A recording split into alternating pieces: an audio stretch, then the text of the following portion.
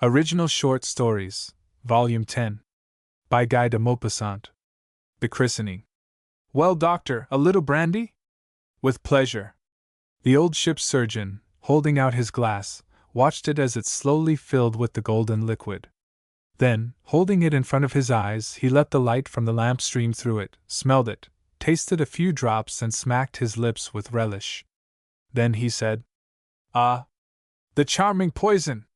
Or rather the seductive murderer, the delightful destroyer of peoples. You people do not know it the way I do. You may have read that admirable book entitled L'Assommoir, but you have not, as I have, seen alcohol exterminate a whole tribe of savages, a little kingdom of Negroes, alcohol calmly unloaded by the barrel by red-bearded English seamen. Right near here, in a little village in Brittany near Pont de l'Abbé, I once witnessed a strange and terrible tragedy caused by alcohol. I was spending my vacation in a little country house left me by my father. You know this flat coast where the wind whistles day and night, where one sees, standing or prone, these giant rocks which in the olden times were regarded as guardians, and which still retain something majestic and imposing about them. I always expect to see them come to life and start to walk across the country with the slow and ponderous tread of giants, or to unfold enormous granite wings and fly toward the paradise of the Druids. Everywhere is the sea, always ready on the slightest provocation to rise in its anger, and shake its foamy mane at those bold enough to brave its wrath. And the men who travel on this terrible sea, which, with one motion of its green back, can overturn and swallow up their frail barks, they go out in the little boats, day and night, hardy, weary, and drunk. They are often drunk. They have a saying which says, when the bottle is full you see the reef, but when it is empty you see it no more. Go into one of their huts. You will never find the father there. If you ask the woman what has become of her husband, she will stretch her arms out over the dark ocean which rumbles and roars along the coast. He remained there one night, when he had had too much to drink, so did her oldest son. She has 4 more big, strong, fair-haired boys. Soon it will be their time. As I said, I was living in a little house near Pont de l'Abbé. I was there alone with my servant, an old sailor, and with a native family which took care of the grounds in my absence. It consisted of 3 persons, 2 sisters and a man, who had married one of them, and who attended to the garden. A short time before Christmas my gardener's wife presented him with a boy. The husband asked me to stand as godfather. I could hardly deny the request, and so he borrowed 10 francs from me for the cost of the christening, as he said. The 2nd day of January was chosen as the date of the ceremony. For a week the earth had been covered by an enormous white carpet of snow, which made this flat, low country seem vast and limitless. The ocean appeared to be black in contrast with this white plain. One could see it rolling, raging and tossing its waves as though wishing to annihilate its pale neighbor, which appeared to be dead. It was so calm, quiet, and cold. At 9 o'clock the father, Carendic, came to my door with his sister-in-law, the big Kermigan, and the nurse, who carried the infant wrapped up in a blanket. We started for the church. The weather was so cold that it seemed to dry up the skin and crack it open. I was thinking of the poor little creature who was being carried on ahead of us, and I said to myself that this Breton race must surely be of iron, if their children were able, as soon as they were born, to stand such an outing. We came to the church, but the door was closed. The priest was late. Then the nurse sat down on one of the steps and began to undress the child. At first I thought there must have been some slight accident, but I saw that they were leaving the poor little fellow naked, completely naked, in the icy air. Furious at such imprudence, I protested. "Why, you are crazy! You will kill the child!" The woman answered quietly, "Oh no, sir, he must wait naked before the Lord." The father and the aunt looked on undisturbed. It was the custom. If it were not adhered to, misfortune was sure to attend the little one. I scolded, threatened, and pleaded. I used force to try to cover the frail creature. All was in vain. The nurse ran away from me through the snow, and the body of the little one turned purple. I was about to leave these brutes when I saw the priest coming across the country, followed by the sexton and a young boy. I ran towards him and gave vent to my indignation. He showed no surprise, nor did he quicken his pace in the least. He answered, What can you expect, sir? It's the custom. They all do it, and it's of no use trying to stop them. But at least hurry up, I cried. He answered, but I can't go any faster. He entered the vestry, while we remained outside on the church steps. I was suffering. But what about the poor little creature who was howling from the effects of the biting cold? At last the door opened. He went into the church. But the poor child had to remain naked throughout the ceremony. It was interminable.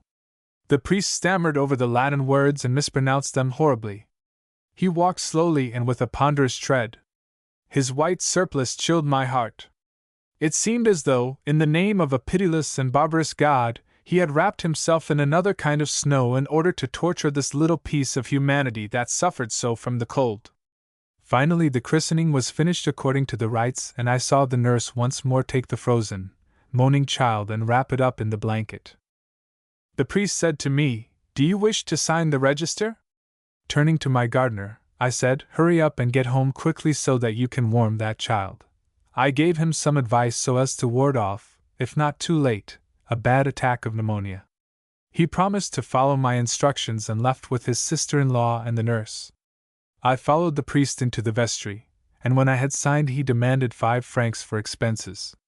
As I had already given the father 10 francs, I refused to pay twice. The priest threatened to destroy the paper and to annul the ceremony. I, in turn, threatened him with the district attorney. The dispute was long, and I finally paid 5 francs. As soon as I reached home, I went down to Carindec's to find out whether everything was all right. Neither father, nor sister-in-law, nor nurse had yet returned. The mother, who had remained alone, was in bed, shivering with cold and starving, for she had had nothing to eat since the day before. "Where the deuce can they have gone?" I asked. She answered without surprise or anger, "They're going to drink something to celebrate. It was the custom." Then I thought of my 10 francs which were to pay the church and would doubtless pay for the alcohol. I sent some broth to the mother, and ordered a good fire to be built in the room. I was uneasy and furious and promised myself to drive out these brutes, wondering with terror what was going to happen to the poor infant. It was already 6, and they had not yet returned. I told my servant to wait for them and I went to bed. I soon fell asleep and slept like a top. At daybreak I was awakened by my servant, who was bringing me my hot water. As soon as my eyes were open I asked, "How about Carindec?" The man hesitated and then stammered, "Oh! He came back, all right, after midnight, and so drunk that he couldn't walk, and so were Kermigan and the nurse. I guess they must have slept in a ditch, for the little one died and they never even noticed it." I jumped up out of bed, crying, "What? The child is dead?" "Yes, sir. They brought it back to Mother Carindec. When she saw it she began to cry, and now they are making her drink to console her." "What's that? They are making her drink?" "Yes, sir. I only found it out this morning. As Carindec had no more brandy or money, he took some wood alcohol, which Monsieur gave him for the lamp, and all 4 of them are now drinking that. The mother is feeling pretty sick now." I had hastily put on some clothes, and seizing a stick, with the intention of applying it to the backs of these human beasts, I hastened towards the gardener's house. The mother was raving drunk beside the blue body of her dead baby. Carindec, the nurse, and the Kermigan woman were snoring on the floor. I had to take care of the mother, who died towards noon. The old doctor was silent. He took up the brandy bottle and poured out another glass. He held it up to the lamp, and the light streaming through it imparted to the liquid the amber color of molten topaz. With one gulp he swallowed the treacherous drink. "The farmer's wife," said the Baron René Dutrals to me. "Will you come and open the hunting season with me at my farm at Maryville? I shall be delighted if you will, my dear boy. In the first place, I am all alone. It is rather a difficult ground to get at, and the place I live in is so primitive that I can invite only my most intimate friends." I accepted his invitation, and on Saturday we set off on the train going to Normandy. We alighted at a station called Almaviere, and Baron René, pointing to a carriole drawn by a timid horse and driven by a big countryman with white hair, said, "Here is our equipage, my dear boy." The driver extended his hand to his landlord, and the Baron pressed it warmly, asking, "Well, Maître Lebrament, how are you?" "Always the same, Monsieur le Baron." We jumped into this swinging hencoop perched on two enormous wheels, and the young horse, after a violent swerve, started into a gallop, pitching us into the air like balls. Every fall backward on the wooden bench gave me the most dreadful pain. The peasant kept repeating in his calm, monotonous voice, "There, there! All right, Matard, all right." But Matard scarcely heard, and kept capering along like a goat. Our two dogs behind us, in the empty part of the hencoop, were standing up and sniffing the air of the plains, where they scented game.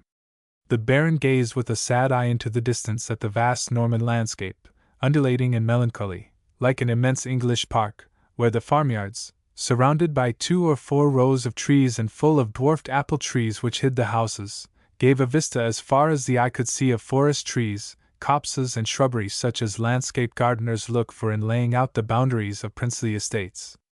And René Dutreuil suddenly exclaimed, "I love this soil, I have my very roots in it." He was a pure Norman, tall and strong, with a slight paunch, and of the old race of adventurers who went to found kingdoms on the shores of every ocean. He was about 50 years of age, 10 years less perhaps than the farmer who was driving us. The latter was a lean peasant, all skin and bone, one of those men who live 100 years. After 2 hours traveling over stony roads, across that green and monotonous plain, the vehicle entered one of those orchard farmyards and drew up before an old structure falling into decay, where an old maidservant stood waiting beside a young fellow, who took charge of the horse. We entered the farmhouse. The smoky kitchen was high and spacious. The copper utensils and the crockery shone in the reflection of the hearth. A cat lay asleep on a chair, a dog under the table. One perceived an odor of milk, apples, smoke, that indescribable smell peculiar to old farmhouses, the odor of the earth, of the walls, of furniture, the odor of spilled stale soup, of former wash days and of former inhabitants, the smell of animals and of human beings combined, of things and of persons, the odor of time, and of things that have passed away. I went out to have a look at the farmyard. It was very large, full of apple trees, dwarfed and crooked, and laden with fruit which fell on the grass around them. In this farmyard the Norman smell of apples was as strong as that of the bloom of orange trees on the shores of the south of France. 4 rows of beeches surrounded this enclosure. They were so tall that they seemed to touch the clouds at this hour of nightfall, and their summits, through which the night winds passed, swayed and sang a mournful, interminable song. I re-entered the house. The Baron was warming his feet at the fire, and was listening to the farmers talk about country matters. He talked about marriages, births and deaths, then about the fall and the price of grain and the latest news about cattle. The Villard, as he called a cow that had been bought at the fair of Vieulx, had calved in the middle of June. The cider had not been first class last year. Apricots were almost disappearing from the country. Then we had dinner. It was a good rustic meal, simple and abundant, long and tranquil. And while we were dining I noticed the special kind of friendly familiarity which had struck me from the start between the Baron and the peasant. Outside, the beeches continued sighing in the night wind, and our 2 dogs, shut up in a shed, were whining and howling in an uncanny fashion. The fire was dying out in the big fireplace. The maidservant had gone to bed. Maître Lebrament said in his turn, "If you don't mind, Monsieur le Baron, I'm going to bed. I am not used to staying up late." The Baron extended his hand toward him and said, "Go, my friend," in so cordial a tone that I said, as soon as the man had disappeared, "He is devoted to you, this farmer? Better than that, my dear fellow. It is a drama, an old drama, simple and very sad, that attaches him to me. Here is the story. You know that my father was colonel in a cavalry regiment. His orderly was this young fellow, now an old man, the son of a farmer. When my father retired from the army he took this former soldier, then about 40, as his servant. I was at that time about 30. We were living in our old chateau of Valrennes, near Caudebec-en-Caux. At this period my mother's chambermaid was one of the prettiest girls you could see, fair-haired, slender and sprightly in manner, a genuine soubrette of the old type that no longer exists. Today these creatures spring up into hussies before their time. Paris, with the aid of the railways, attracts them, calls them, takes hold of them. As soon as they are budding into womanhood, these little sluts who in old times remained simple maidservants.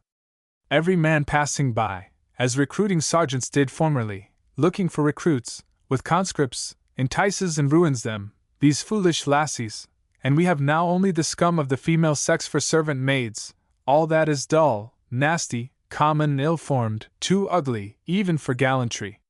Well, this girl was charming, and I often gave her a kiss in dark corners.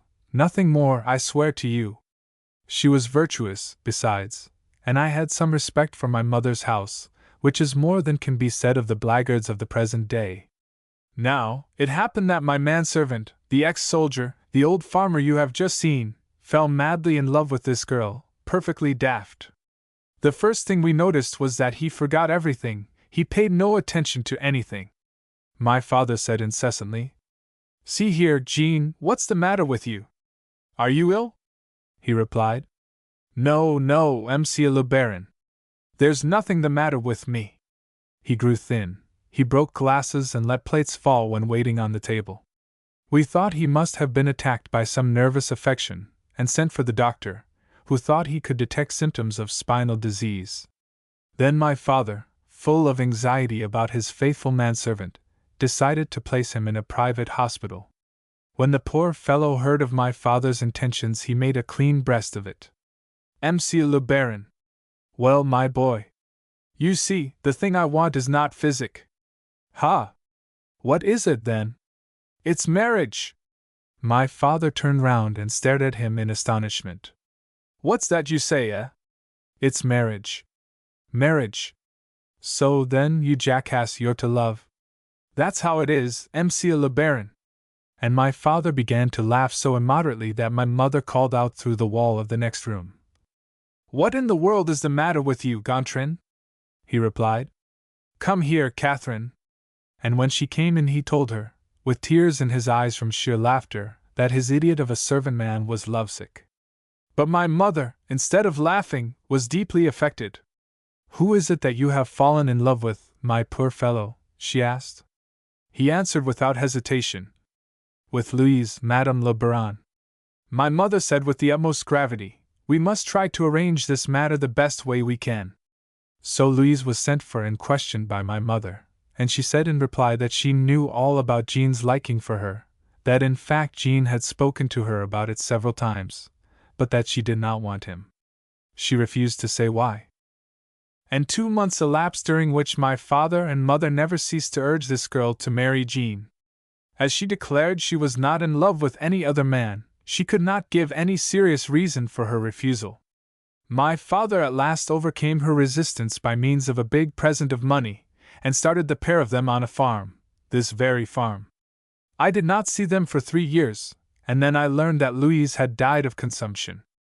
But my father and mother died too, in their turn, and it was 2 years more before I found myself face to face with Jean.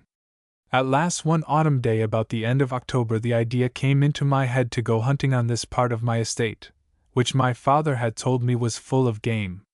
So one wet evening, I arrived at this house. I was shocked to find my father's old servant with perfectly white hair, though he was not more than 45 or 46 years of age. I made him dine with me, at the very table where we are now sitting. It was raining hard. We could hear the rain battering at the roof, the walls, and the windows, flowing in a perfect deluge into the farmyard, and my dog was howling in the shed where the other dogs are howling tonight. All of a sudden, when the servant maid had gone to bed, the man said in a timid voice, Monsieur le Baron. What is it, my dear Jean? I have something to tell you. Tell it, my dear Jean. You remember Louise, my wife? Certainly, I remember her. Well, she left me a message for you. What was it? Well, it was what you might call a confession. Ha, and what was it about? It was, I'd rather, all the same, tell you nothing about it, but I must. Well, it's this, it wasn't consumption she died of at all. It was grief. Well, that's the long and short of it. As soon as she came to live here after we were married, she grew thin. She changed so that you wouldn't know her, Monsieur le Baron. She was just as I was before I married her, but it was just the opposite, just the opposite. I sent for the doctor. He said it was her liver that was affected. He said it was what he called a hepatic complaint. I don't know these big words, Monsieur le Baron. Then I bought medicine for her, heaps on heaps of bottles that cost about 300 francs. But she'd take none of them, she wouldn't have them, she said. It's no use, my poor Jean, it wouldn't do me any good. I saw well that she had some hidden trouble, and then I found her one time crying, and I didn't know what to do. No, I didn't know what to do. I bought her caps, and dresses, and hair oil, and earrings. Nothing did her any good. And I saw that she was going to die. And so one night at the end of November, one snowy night, after she had been in bed the whole day, she told me to send for the cure. So I went for him. As soon as he came. Jean, she said, I am going to make a confession to you. I owe it to you, Jean. I have never been false to you, never. Never, before or after you married me. Monsieur le Curé is there, and can tell you so, he knows my soul. Well, listen, Jean. If I am dying, it is because I was not able to console myself for leaving the chateau, because I was too fond of the young Baron Monsieur René, too fond of him, mind you, Jean, there was no harm in it.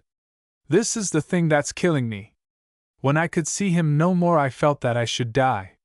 If I could only have seen him, I might have lived, only seen him, nothing more.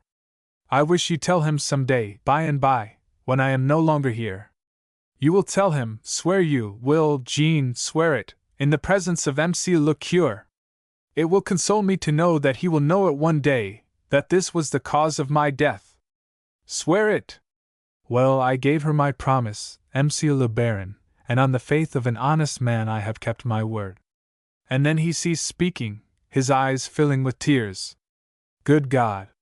My dear boy, you can't form any idea of the emotion that filled me when I heard this poor devil, whose wife I had killed without suspecting it, telling me this story on that wet night in this very kitchen.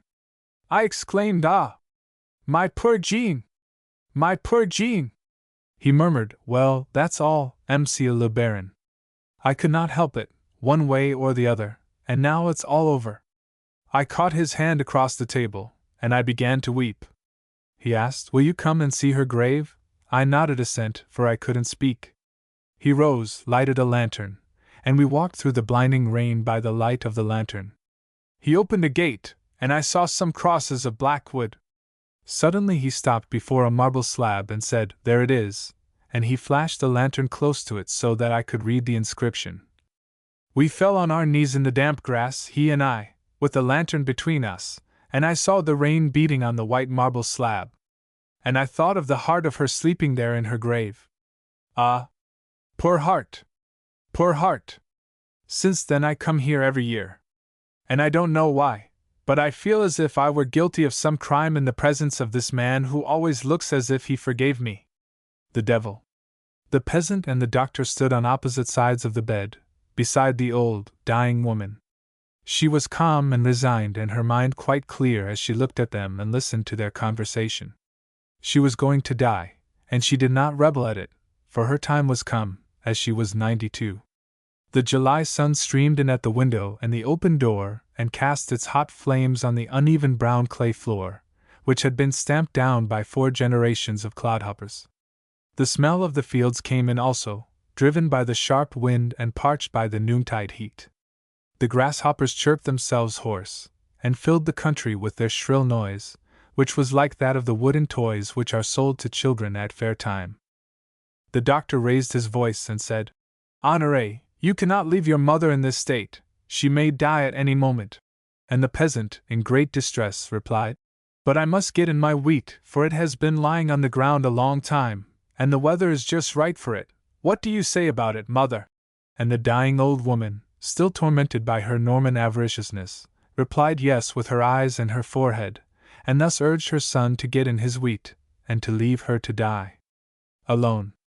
But the doctor got angry, and stamping his foot, he said, You are no better than a brute, do you hear, and I will not allow you to do it, do you understand?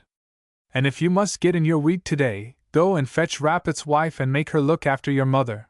I will have it, do you understand me? And if you do not obey me, I will let you die like a dog, when you are ill in your turn, do you hear?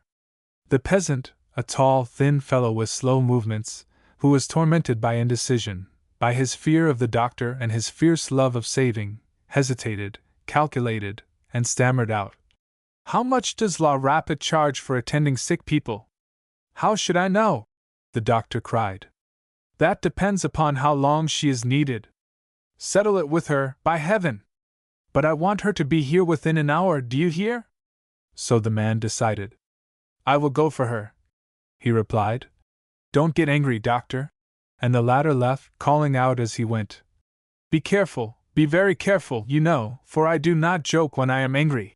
As soon as they were alone, the peasant turned to his mother and said in a resigned voice, I will go and fetch La Rapet, as the man will have it. Don't worry till I get back. And he went out in his turn. La Rapet, who was an old washerwoman, watched the dead and the dying of the neighborhood, and then, as soon as she had sewn her customers into that linen cloth from which they would emerge no more, she went and took up her iron to smooth out the linen of the living. Wrinkled like a last year's apple, spiteful, envious, avaricious with a phenomenal avarice, bent double, as if she had been broken in half across the loins by the constant motion of passing the iron over the linen, one might have said that she had a kind of abnormal and cynical love of a death struggle. She never spoke of anything but of the people she had seen die, of the various kinds of deaths at which she had been present, and she related with the greatest minuteness details which were always similar, just as a sportsman recounts his luck. When Honoré Bontemps entered her cottage, he found her preparing the starch for the collars of the women villagers, and he said, Good evening. I hope you are pretty well, Mother Rapet? She turned her head round to look at him, and said, as usual, and you? Oh! As for me, I am as well as I could wish, but my mother is not well. Your mother? Yes, my mother! What is the matter with her? She is going to turn up her toes, that's what's the matter with her. The old woman took her hands out of the water and asked with sudden sympathy, Is she as bad as all that? The doctor says she will not last till morning. Then she certainly is very bad. Honoré hesitated, for he wanted to make a few preparatory remarks before coming to his proposition, but as he could hit upon nothing, he made up his mind suddenly. How much will you ask to stay with her till the end? You know that I am not rich, and I cannot even afford to keep a servant girl. It is just that which has brought my poor mother to this state, too much worry and fatigue. She did the work of 10, in spite of her 92 years. You don't find any maid of that stuff nowadays. La Rapet answered gravely. There are 2 prices, 40 sous by day and 3 francs by night for the rich, and 20 sous by day and 40 by night for the others. You shall pay me the 20 and 40. But the peasant reflected, for he knew his mother well. He knew how tenacious of life, how vigorous and unyielding she was, and she might last another week, in spite of the doctor's opinion, and so he said resolutely, No, I would rather you would fix a price for the whole time until the end. I will take my chance, one way or the other. The doctor says she will die very soon. If that happens, so much the better for you, and so much the worse for her, but if she holds out till tomorrow or longer, so much the better for her and so much the worse for you. The nurse looked at the man in astonishment, for she had never treated a death as a speculation, and she hesitated, tempted by the idea of the possible gain, but she suspected that he wanted to play her a trick. I can say nothing until I have seen your mother, she replied. Then come with me and see her. She washed her hands, and went with him immediately. They did not speak on the road. She walked with short, hasty steps, while he strode on with his long legs, as if he were crossing a brook at every step. The cows lying down in the fields, overcome by the heat, raised their heads heavily and lowed feebly at the 2 passers-by, as if to ask them for some green grass. When they got near the house, Honoré Bontemps murmured, Suppose it is all over? And his unconscious wish that it might be so showed itself in the sound of his voice. But the old woman was not dead. She was lying on her back, on her wretched bed, her hands covered with a purple cotton counterpane, horribly thin, knotty hands, like the claws of strange animals, like crabs, half closed by rheumatism, fatigue, and the work of nearly a century which she had accomplished. La Rapet went up to the bed and looked at the dying woman, felt her pulse, tapped her on the chest, listened to her breathing, and asked her questions, so as to hear her speak, and then, having looked at her for some time, she went out of the room, followed by Honoré. Her decided opinion was that the old woman would not last till night. He asked, "Well?" And the sick nurse replied, "Well, she may last 2 days, perhaps 3. You will have to give me 6 francs, everything included." 6 francs! 6 francs! He shouted. "Are you out of your mind? I tell you she cannot last more than 5 or 6 hours!" And they disputed angrily for some time, but as the nurse said she must go home, as the time was going by, and as his wheat would not come to the farmyard of its own accord, he finally agreed to her terms. "Very well, then, that is settled, 6 francs, including everything, until the corpse is taken out." And he went away, with long strides, to his wheat which was lying on the ground under the hot sun which ripens the grain, while the sick nurse went in again to the house.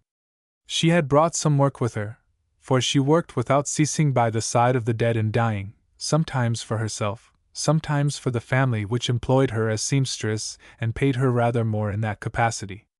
Suddenly she asked, "Have you received the last sacraments, Mother Bontemps?" The old peasant woman shook her head, and La Rapet, who was very devout, got up quickly. "Good heavens, is it possible? I will go and fetch the cure." And she rushed off to the parsonage so quickly that the urchins in the street thought some accident had happened when they saw her running. The priest came immediately in his surplice, preceded by a choir boy who rang a bell to announce the passage of the host through the parched and quiet country. Some men who were working at a distance took off their large hats and remained motionless until the white vestment had disappeared behind some farm buildings. The women who were making up the sheaves stood up to make the sign of the cross. The frightened black hens ran away along the ditch until they reached a well-known hole, through which they suddenly disappeared. While a foal which was tied in a meadow took fright at the sight of the surplice and began to gallop round and round, kicking out every now and then. The acolyte, in his red cassock, walked quickly, and the priest, with his head inclined toward one shoulder and his square biretta on his head, followed him, muttering some prayers, while last of all came La Rapet, bent almost double as if she wished to prostrate herself, as she walked with folded hands as they do in church. Honoré saw them pass in the distance, and he asked, "Where is our priest going?" His man, who was more intelligent, replied, "He is taking the sacrament to your mother, of course." The peasant was not surprised, and said, "That may be," and went on with his work. Mother Bontemps confessed, received absolution and communion, and the priest took his departure, leaving the 2 women alone in the suffocating room, while La Rapet began to look at the dying woman, and to ask herself whether it could last much longer. The day was on the wane, and gusts of cooler air began to blow, causing a view of Epinal, which was fastened to the wall by 2 pins, to flap up and down. The scanty window curtains, which had formerly been white, but were now yellow and covered with fly specks, looked as if they were going to fly off, as if they were struggling to get away, like the old woman's soul. Lying motionless, with her eyes open, she seemed to await with indifference that death which was so near and which yet delayed its coming. Her short breathing whistled in her constricted throat. It would stop altogether soon, and there would be 1 woman less in the world. No one would regret her. At nightfall Honoré returned, and when he went up to the bed and saw that his mother was still alive, he asked, "How is she?" just as he had done formerly when she had been ailing, and then he sent La Rapet away, saying to her, "Tomorrow morning at 5 o'clock, without fail," and she replied, "Tomorrow, at 5 o'clock." She came at daybreak, and found Honoré eating his soup, which he had made himself before going to work, and the sick nurse asked him, "Well, is your mother dead?" "She is rather better, on the contrary," he replied, with a sly look out of the corner of his eyes. And he went out. La Rapet, seized with anxiety, went up to the dying woman, who remained in the same state, lethargic and impassive, with her eyes open and her hands clutching the counterpane. The nurse perceived that this might go on thus for 2 days, 4 days, 8 days, and her avaricious mind was seized with fear, while she was furious at the sly fellow who had tricked her, and at the woman who would not die. Nevertheless, she began to work, and waited, looking intently at the wrinkled face of Mother Bontemps. When Honoré returned to breakfast, he seemed quite satisfied and even in a bantering humor. He was decidedly getting in his wheat under very favorable circumstances. La Rapet was becoming exasperated. Every minute now seemed to her so much time and money stolen from her. She felt a mad inclination to take this old woman, this headstrong old fool, this obstinate old wretch, and to stop that short, rapid breath, which was robbing her of her time and money, by squeezing her throat a little. But then she reflected on the danger of doing so, and other thoughts came into her head, so she went up to the bed and said, "Have you ever seen the devil?" Mother Bontemps murmured, "No." Then the sick nurse began to talk and to tell her tales which were likely to terrify the weak mind of the dying woman. "Some minutes before one dies the devil appears," she said, "to all who are in the death throes. He has a broom in his hand, a saucepan on his head, and he utters loud cries. When anybody sees him, all is over, and that person has only a few moments longer to live." She then enumerated all those to whom the devil had appeared that year: Josephine Loisel, Eulalie Radier, Sophie Podocno, Seraphine Grospide. Mother Bontemps, who had at last become disturbed in mind, moved about, wrung her hands, and tried to turn her head to look toward the end of the room. Suddenly La Rapet disappeared at the foot of the bed. She took a sheet out of the cupboard and wrapped herself up in it. She put the iron saucepan on her head, so that its 3 short bent feet rose up like horns, and she took a broom in her right hand and a tin pail in her left, which she threw up suddenly, so that it might fall to the ground noisily. When it came down, it certainly made a terrible noise. Then, climbing upon a chair, the nurse lifted up the curtain which hung at the bottom of the bed, and showed herself, gesticulating and uttering shrill cries into the iron saucepan which covered her face, while she menaced the old peasant woman, who was nearly dead, with her broom. Terrified, with an insane expression on her face, the dying woman made a superhuman effort to get up and escape. She even got her shoulders and chest out of bed, then she fell back with a deep sigh. All was over, and La Rapet calmly put everything back into its place: the broom into the corner by the cupboard, the sheet inside it, the saucepan on the hearth, the pail on the floor, and the chair against the wall. Then, with professional movements, she closed the dead woman's large eyes, put a plate on the bed and poured some holy water into it, placing in it the twig of boxwood that had been nailed to the chest of drawers, and kneeling down, she fervently repeated the prayers for the dead, which she knew by heart, as a matter of business. And when Honoré returned in the evening he found her praying, and he calculated immediately that she had made 20 sous out of him, for she had only spent 3 days and 1 night there, which made 5 francs altogether, instead of the 6 which he owed her. The snipe. Old Baron de Ravitz had for 40 years been the champion sportsman of his province. But a stroke of paralysis had kept him in his chair for the last 5 or 6 years. He could now only shoot pigeons from the window of his drawing-room or from the top of his high doorsteps. He spent his time in reading. He was a good-natured businessman, who had much of the literary spirit of a former century. He worshipped anecdotes, those little risque anecdotes, and also true stories of events that happened in his neighborhood. As soon as a friend came to see him he asked, "Well, anything new?" And he knew how to worm out information like an examining lawyer. On sunny days he had his large reclining chair, similar to a bed, wheeled to the hall door. A man-servant behind him held his guns, loaded them and handed them to his master. Another valet, hidden in the bushes, let fly a pigeon from time to time at irregular intervals, so that the Baron should be unprepared and be always on the watch. And from morning till night he fired at the birds, much annoyed if he were taken by surprise and laughing till he cried when the animal fell straight to the earth or turned over in some comical and unexpected manner. He would turn to the man who was loading the gun and say, almost choking with laughter, "Did that get him, Joseph? Did you see how he fell?" Joseph invariably replied. Oh, Monsieur le Baron never misses them. In autumn, when the shooting season opened, he invited his friends as he had done formerly, and loved to hear them firing in the distance. He counted the shots and was pleased when they followed each other rapidly. And in the evening he made each guest give a faithful account of his day. They remained 3 hours at table telling about their sport. They were strange and improbable adventures in which the romancing spirit of the sportsman delighted. Some of them were memorable stories and were repeated regularly. The story of a rabbit that little Vicomte de Bourrel had missed in his vestibule convulsed them with laughter each year anew. Every 5 minutes a fresh speaker would say, I heard bear! Bear! And a magnificent covey rose at 10 paces from me. I aimed. Piff! Paf!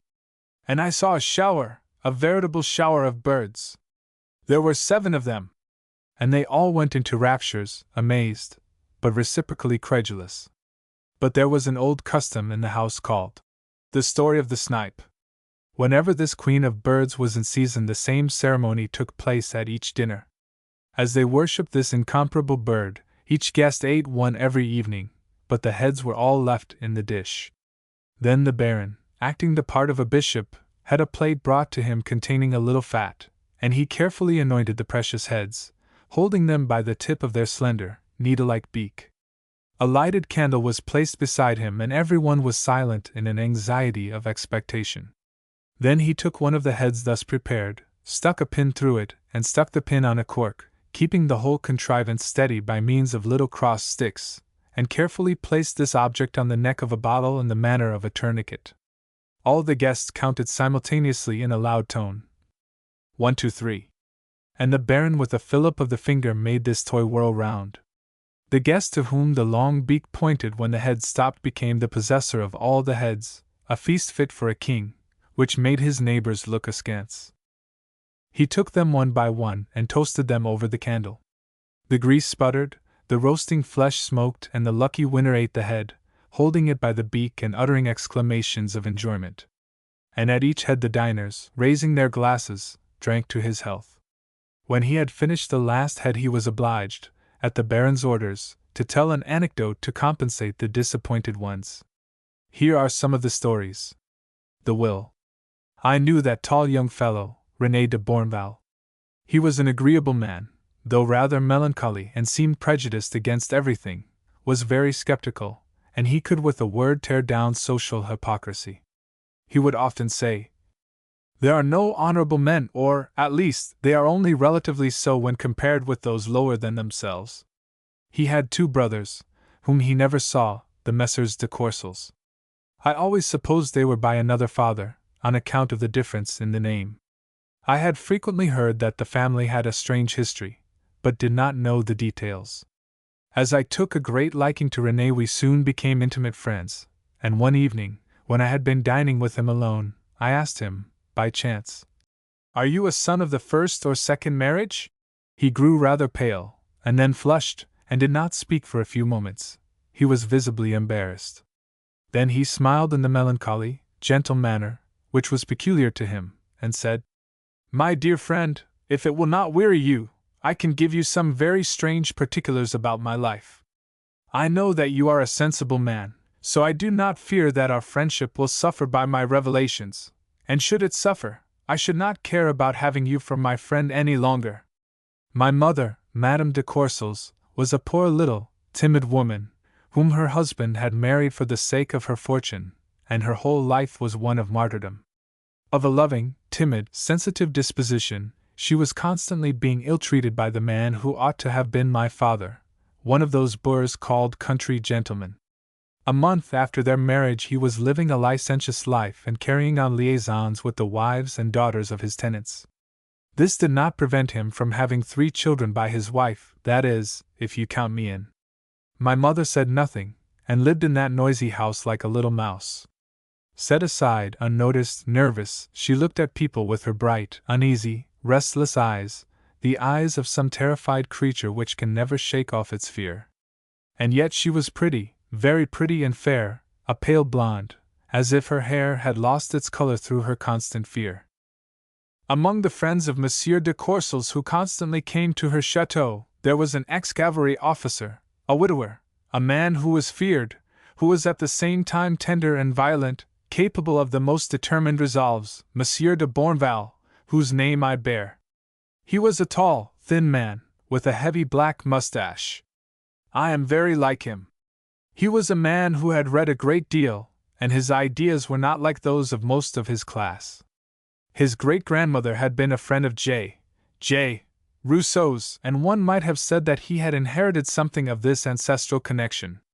He knew the Contrat Social, and the Nouvelle Heloise by heart, and all those philosophical books which prepared in advance the overthrow of our old usages, prejudices, superannuated laws, and imbecile morality. It seems that he loved my mother, and she loved him, but their liaison was carried on so secretly that no one guessed at its existence. The poor, neglected, unhappy woman must have clung to him in despair, and in her intimacy with him must have imbibed all his ways of thinking, theories of free thought, audacious ideas of independent love. But being so timid she never ventured to speak out, and it was all driven back, condensed, shut up in her heart. My 2 brothers were very hard towards her, like their father, and never gave her a caress, and accustomed to seeing her count for nothing in the house, they treated her rather like a servant.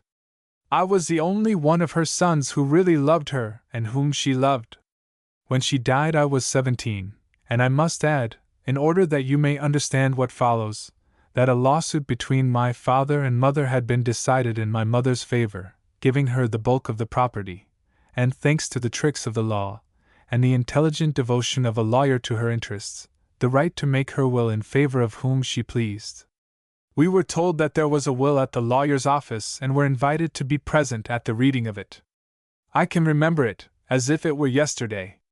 It was an imposing scene, dramatic, burlesque and surprising, occasioned by the posthumous revolt of that dead woman, by the cry for liberty, by the demands of that martyred one who had been crushed by our oppression during her lifetime and who, from her closed tomb, uttered a despairing appeal for independence.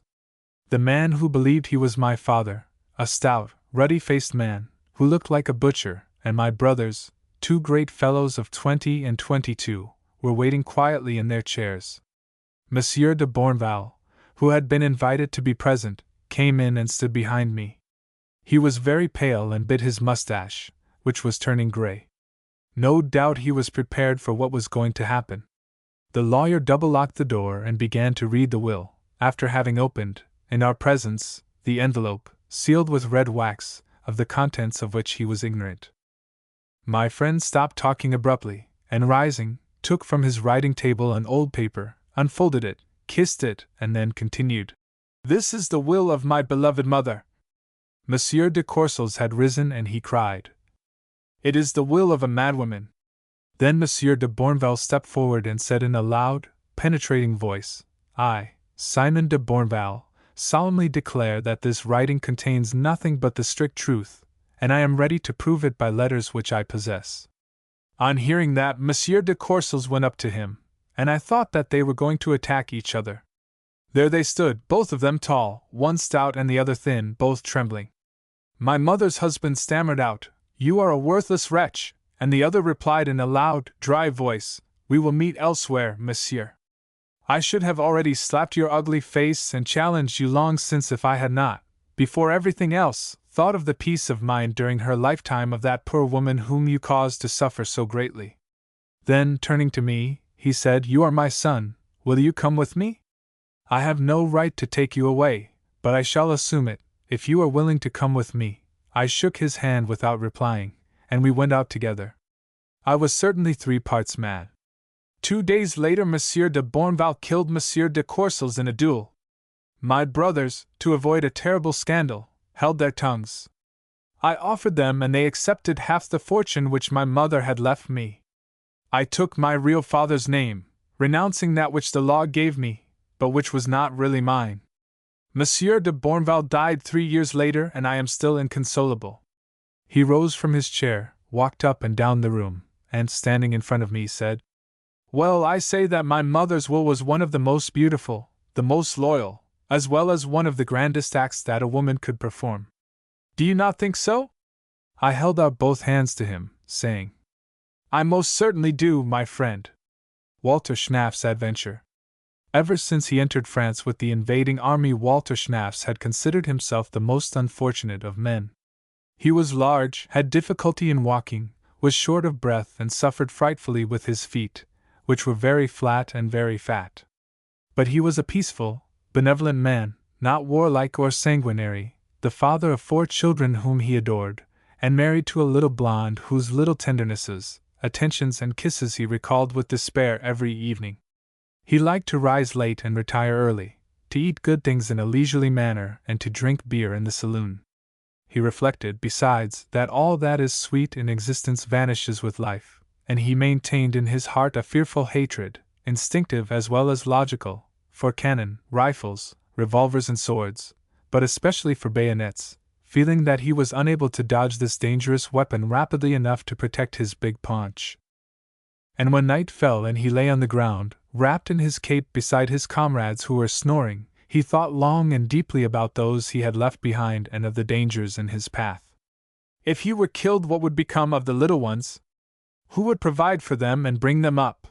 Just at present they were not rich, although he had borrowed when he left so as to leave them some money.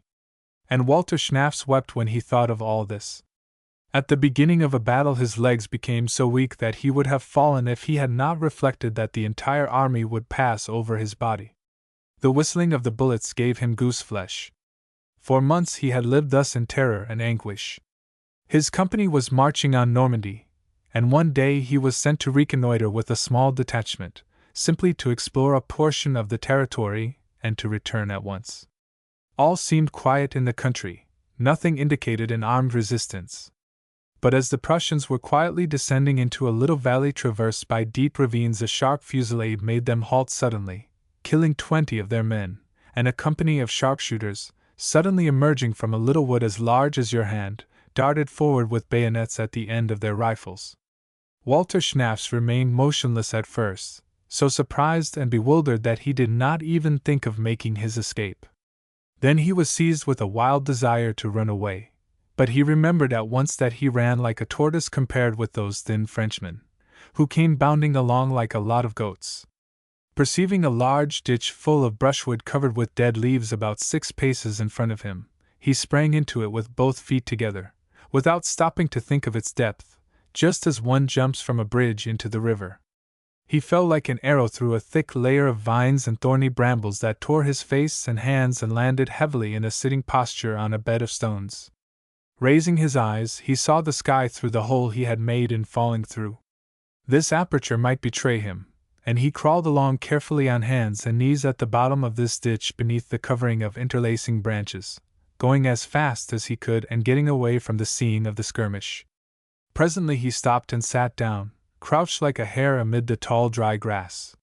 He heard firing and cries and groans going on for some time. Then the noise of fighting grew fainter and ceased. All was quiet and silent. Suddenly something stirred beside him. He was frightfully startled.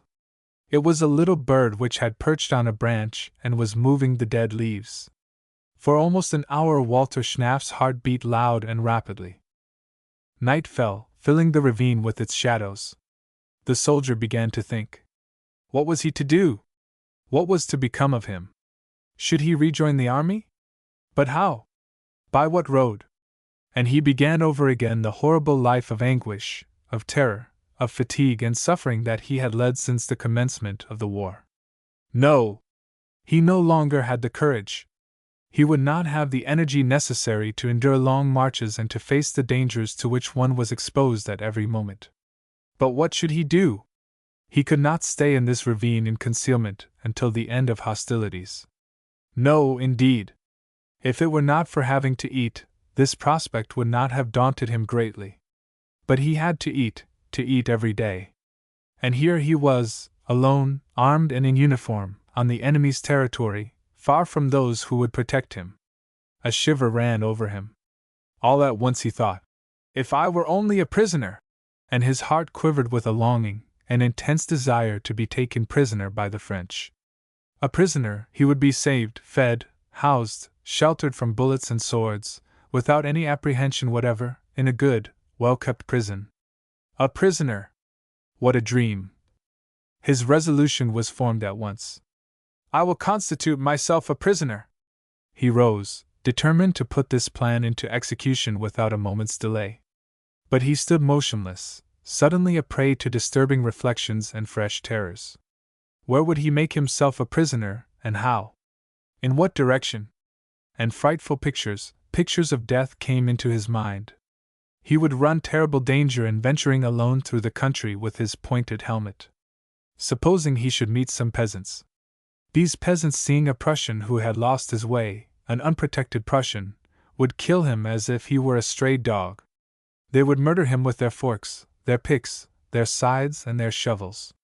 They would make a stew of him, a pie, with the frenzy of exasperated, conquered enemies. If he should meet the sharpshooters, these sharpshooters, madmen without law or discipline, would shoot him just for amusement to pass an hour. It would make them laugh to see his head. And he fancied he was already leaning against a wall in front of 4 rifles whose little black apertures seemed to be gazing at him. Supposing he should meet the French army itself. The vanguard would take him for a scout, for some bold and sly trooper who had set off alone to reconnoiter, and they would fire at him. And he could already hear, in imagination, the irregular shots of soldiers lying in the brush, while he himself, standing in the middle of the field, was sinking to the earth, riddled like a sieve with bullets which he felt piercing his flesh. He sat down again in despair. His situation seemed hopeless. It was quite a dark, black and silent night. He no longer budged, trembling at all the slight and unfamiliar sounds that occur at night. The sound of a rabbit crouching at the edge of his burrow almost made him run. The cry of an owl caused him positive anguish, giving him a nervous shock that pained like a wound. He opened his big eyes as wide as possible to try and see through the darkness, and he imagined every moment that he heard someone walking close beside him. After interminable hours in which he suffered the tortures of the damned, he noticed through his leafy cover that the sky was becoming bright. He at once felt an intense relief. His limbs stretched out, suddenly relaxed, his heart quieted down, his eyes closed. He fell asleep. When he awoke, the sun appeared to be almost at the meridian. It must be noon. No sound disturbed the gloomy silence. Walter Schnapps noticed that he was exceedingly hungry. He yawned, his mouth watering at the thought of sausage, the good sausage the soldiers have, and he felt a gnawing at his stomach. He rose from the ground, walked a few steps, found that his legs were weak and sat down to reflect. For 2 or 3 hours he again considered the pros and cons, changing his mind every moment, baffled, unhappy, torn by the most conflicting motives. Finally he had an idea that seemed logical and practical. It was to watch for a villager passing by alone, unarmed and with no dangerous tools of his trade, and to run to him and give himself up, making him understand that he was surrendering. He took off his helmet, the point of which might betray him, and put his head out of his hiding place with the utmost caution. No solitary pedestrian could be perceived on the horizon. Yonder, to the right, smoke rose from the chimney of a little village, smoke from kitchen fires. And yonder, to the left, he saw at the end of an avenue of trees a large turreted chateau. He waited till evening, suffering frightfully from hunger, seeing nothing but flights of crows, hearing nothing but the silent expostulation of his empty stomach. And darkness once more fell on him. He stretched himself out in his retreat, and slept a feverish sleep, haunted by nightmares, the sleep of a starving man. Dawn again broke above his head and he began to make his observations. But the landscape was deserted as on the previous day, and a new fear came into Walter Schnapp's mind, the fear of death by hunger. He pictured himself lying at full length on his back at the bottom of his hiding place, with his 2 eyes closed, and animals, little creatures of all kinds, approached and began to feed on his dead body, attacking it all over at once, gliding beneath his clothing to bite his cold flesh, and a big crow pecked out his eyes with its sharp beak. He almost became crazy, thinking he was going to faint and would not be able to walk, and he was just preparing to rush off to the village, determined to dare anything, to brave everything, when he perceived 3 peasants walking to the fields with their forks across their shoulders, and he dived back into his hiding place. but as soon as it grew dark he slowly emerged from the ditch and started off, stooping and fearful, with beating heart, towards the distant chateau, preferring to go there rather than to the village, which seemed to him as formidable as a den of tigers. The lower windows were brilliantly lighted. One of them was open, and from it escaped a strong odor of roast meat, an odor which suddenly penetrated to the olfactories and to the stomach of Walter Schnafs, tickling his nerves, making him breathe quickly, attracting him irresistibly and inspiring his heart with the boldness of desperation. And abruptly, without reflection, he placed himself, helmet on head, in front of the window. 8 servants were at dinner around a large table. But suddenly one of the maids sat there, her mouth agape, her eyes fixed and letting fall her glass. They all followed the direction of her gaze. They saw the enemy. Good God! The Prussians were attacking the chateau. There was a shriek, only one shriek made up of 8 shrieks uttered in 8 different keys, a terrific screaming of terror, then a tumultuous rising from their seats, a jostling, a scrimmage, and a wild rush to the door at the farther end. Chairs fell over, the men knocked the women down and walked over them. In 2 seconds the room was empty, deserted, and the table, covered with eatables, stood in front of Walter Schnafs, lost in amazement, and still standing at the window. After some moments of hesitation he climbed in at the window and approached the table. His fierce hunger caused him to tremble as if he were in a fever, but fear still held him back, numbed him. He listened. The entire house seemed to shudder. Doors closed, quick steps ran along the floor above. The uneasy Prussian listened eagerly to these confused sounds. Then he heard dull sounds, as though bodies were falling to the ground at the foot of the walls, human beings jumping from the first floor.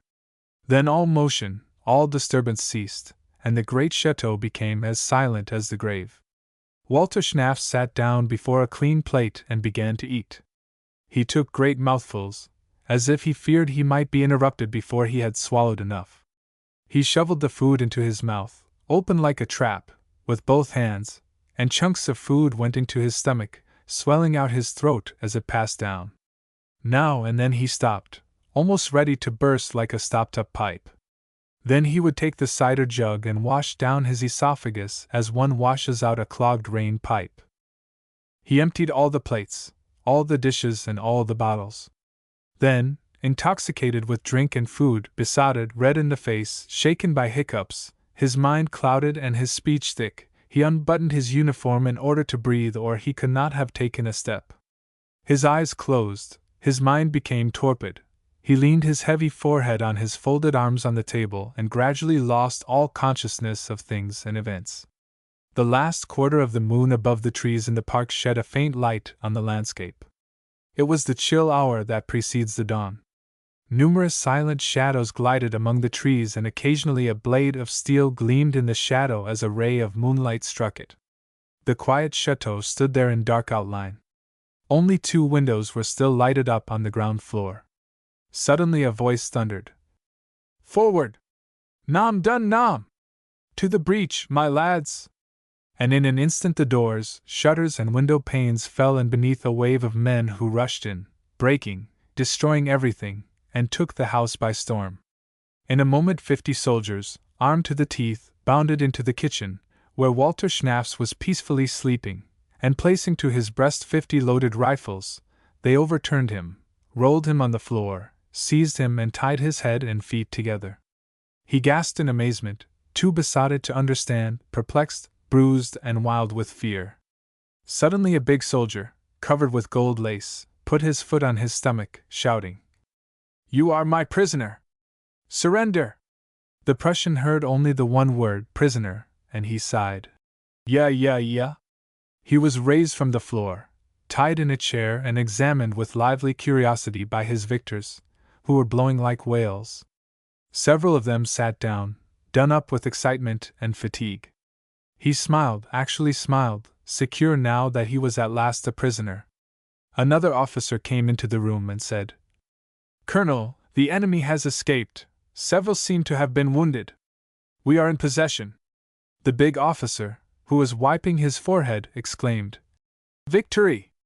And he wrote in a little business memorandum book which he took from his pocket, After a desperate encounter, the Prussians were obliged to beat a retreat, carrying with them their dead and wounded, the number of whom is estimated at 50 men. Several were taken prisoners. The young officer inquired, "What steps shall I take, Colonel?"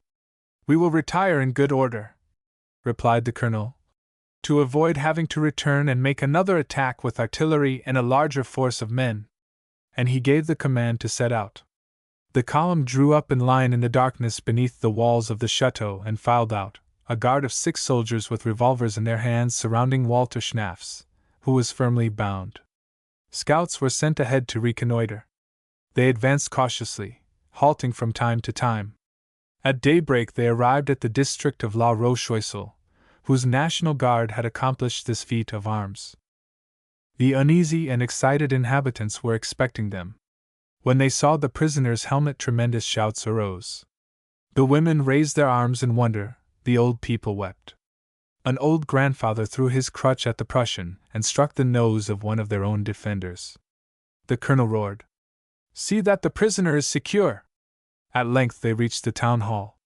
The prison was opened and Walter Schnaffs, freed from his bonds, cast into it. 200 armed men mounted guard outside the building. Then, in spite of the indigestion that had been troubling him for some time, the Prussian, wild with joy, began to dance frantically, throwing out his arms and legs and uttering wild shouts until he fell down exhausted beside the wall. He was a prisoner saved. That was how the Château de Charnpignet was taken from the enemy after only 6 hours of occupation. Colonel Radier, a cloth merchant, who had led the assault at the head of a body of the National Guard of La Roche-Oiselle, was decorated with an order. At sea. The following paragraphs recently appeared in the papers. Boulogne-sur-Mer, January 22. Our correspondent writes, "A fearful accident has thrown our seafaring population, which has suffered so much in the last 2 years, into the greatest consternation.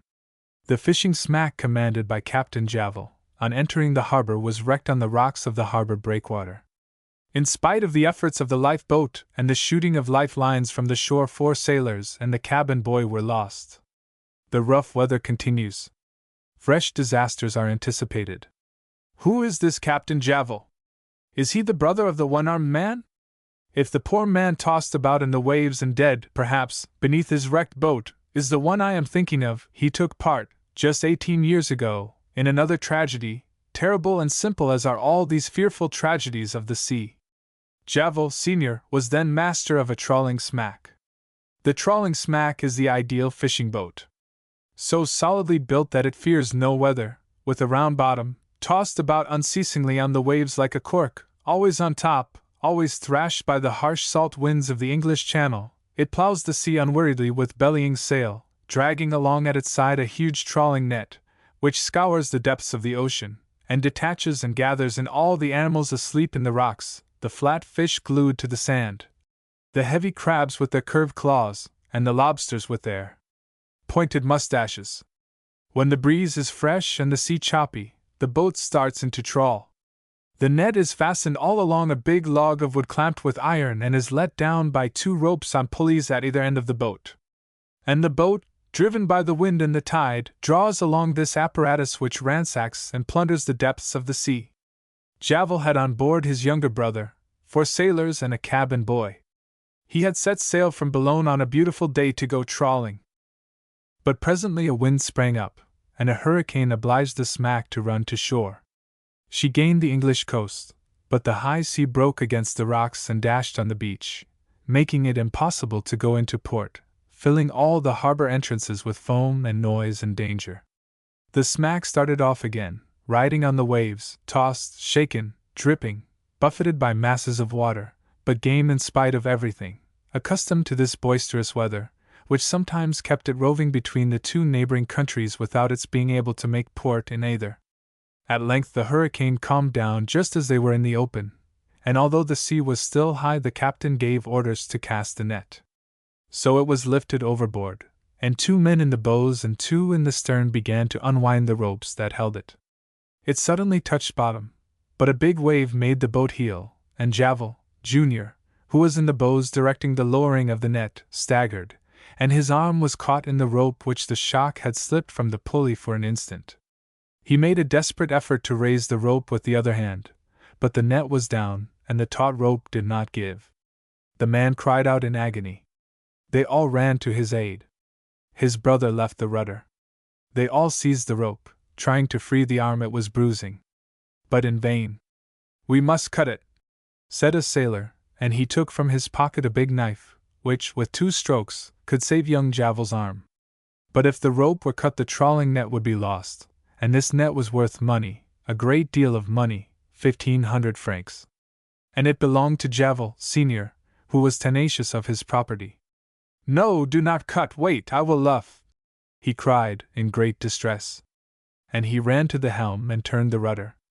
But the boat scarcely abated, being impeded by the net which kept it from going forward, and prevented also by the force of the tide and the wind. Javel, Jr., had sunk on his knees, his teeth clenched, his eyes haggard. He did not utter a word. His brother came back to him, in dread of the sailor's knife. "Wait, wait," he said. "We will let down the anchor." They cast anchor, and then began to turn the capstan to loosen the moorings of the net. They loosened them at length and disengaged the imprisoned arm, in its bloody woolen sleeve. Young Javel seemed like an idiot. They took off his jersey and saw a horrible sight, a mass of flesh from which the blood spurted as if from a pump. Then the young man looked at his arm and murmured, "Foutu, done for."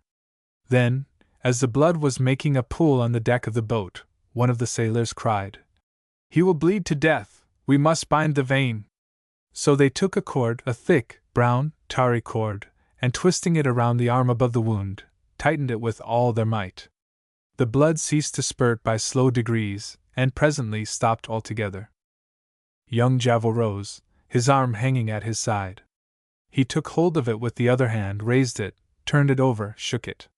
It was all mashed, the bones broken, the muscles alone holding it together. He looked at it sadly, reflectively. Then he sat down on a folded sail, and his comrades advised him to keep wetting the arm constantly to prevent it from mortifying. They placed a pail of water beside him, and every few minutes he dipped a glass into it and bathed the frightful wound, letting the clear water trickle onto it. "You would be better in the cabin," said his brother. He went down, but came up again in an hour, not caring to be alone. And, besides, he preferred the fresh air. He sat down again on his sail and began to bathe his arm. They made a good haul. The broad fish with their white bellies lay beside him, quivering in the throes of death. He looked at them as he continued to bathe his crushed flesh.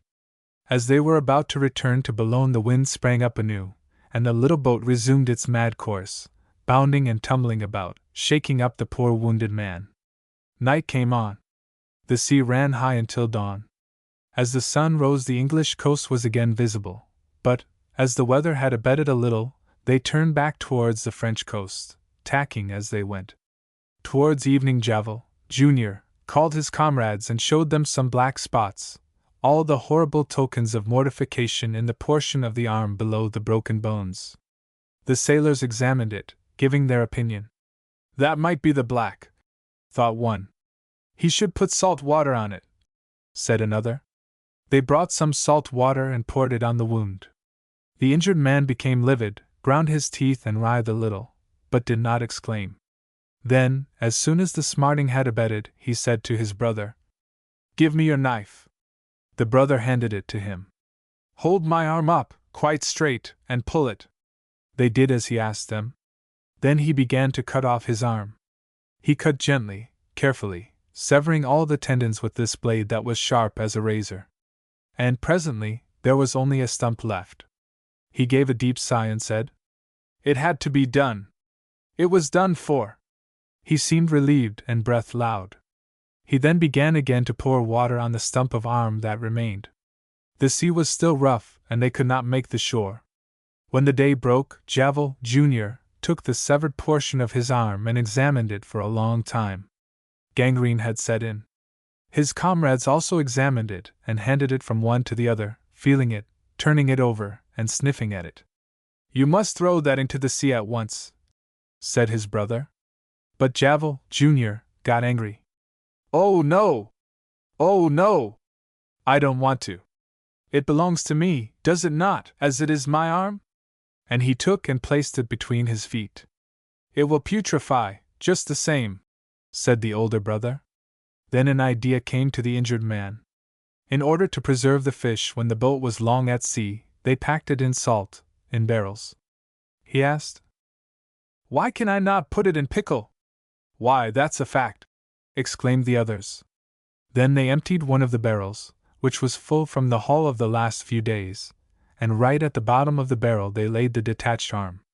They covered it with salt, and then put back the fish one by one. One of the sailors said by way of joke, "I hope we do not sell it at auction." And everyone laughed, except the two Javels. The wind was still boisterous. They tacked within sight of Boulogne until the following morning at 10 o'clock. Young Javel continued to bathe his wound. From time to time he rose and walked from one end to the other of the boat. His brother, who was at the tiller, followed him with glances, and shook his head. At last they ran into harbor. The doctor examined the wound and pronounced it to be in good condition. He dressed it properly and ordered the patient to rest. But Javel would not go to bed until he got back his severed arm, and he returned at once to the dock to look for the barrel which he had marked with a cross. It was emptied before him, and he seized the arm, which was well preserved in the pickle, had shrunk and was freshened. He wrapped it up in a towel he had brought for the purpose and took it home. His wife and children looked for a long time at this fragment of their father, feeling the fingers, and removing the grains of salt that were under the nails. Then they sent for a carpenter to make a little coffin. The next day the entire crew of the trawling smack followed the funeral of the detached arm. The two brothers, side by side, led the procession. The parish beadle carried the corpse under his arm. Javel, Jr., gave up the sea.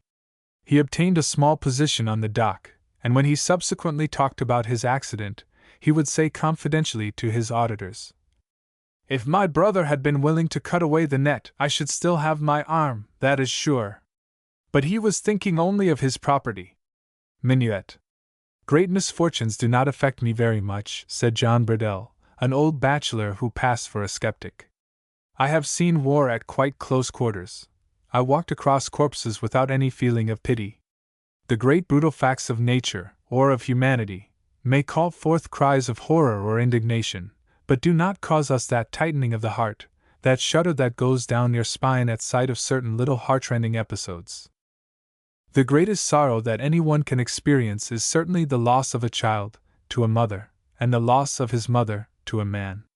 It is intense, terrible, it rends your heart, and upsets your mind, but one is healed of these shocks, just as large bleeding wounds become healed.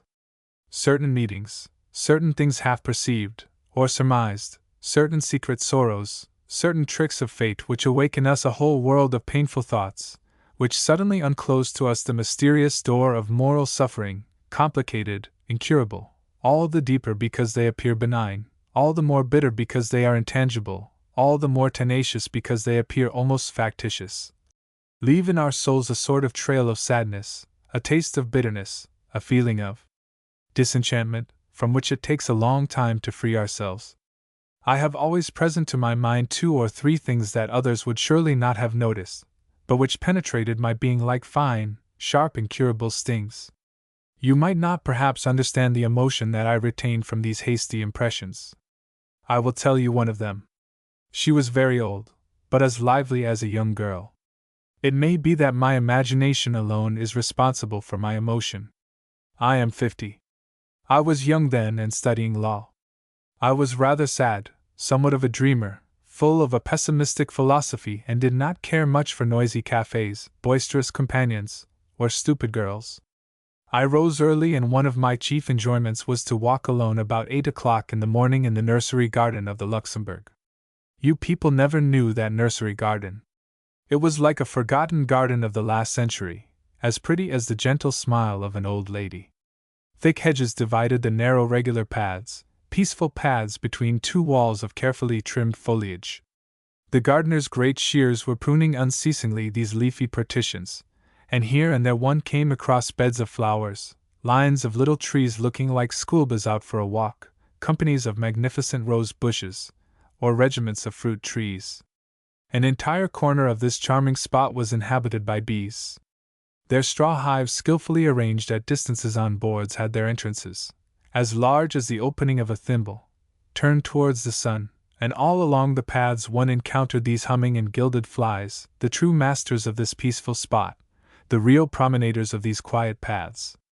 I came there almost every morning. I sat down on a bench and read. Sometimes I let my book fall on my knees, to dream, to listen to the life of Paris around me, and to enjoy the infinite repose of these old-fashioned hedges.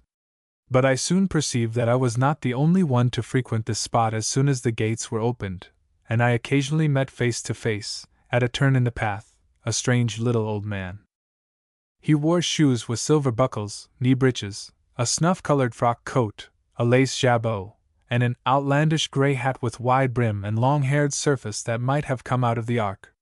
He was thin, very thin, angular, grimacing and smiling. His bright eyes were restless beneath his eyelids, which blinked continuously. He always carried in his hand a superb cane with a gold knob, which must have been for him some glorious souvenir. This good man astonished me at first, then caused me the intensest interest. I watched him through the leafy walls. I followed him at a distance, stopping at a turn in the hedge so as not to be seen. And one morning, when he thought he was quite alone, he began to make the most remarkable motions.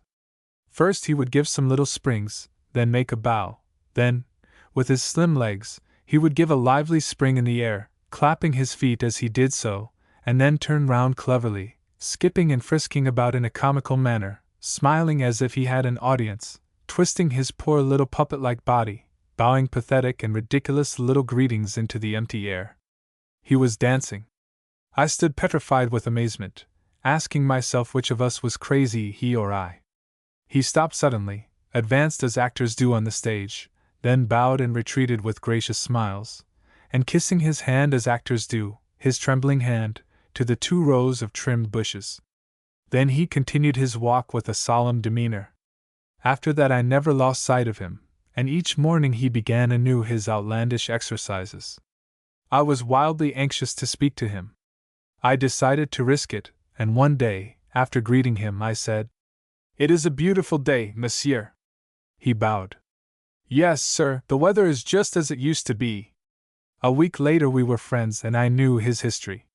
He had been a dancing master at the opera, in the time of Louis XV. His beautiful cane was a present from the Comte de Clermont. And when we spoke about dancing he never stopping talking. One day he said to me, "I married La Castress, monsieur. I will introduce you to her if you wish it, but she does not get here till later. This garden, you see, is our delight and our life. It is all that remains of former days.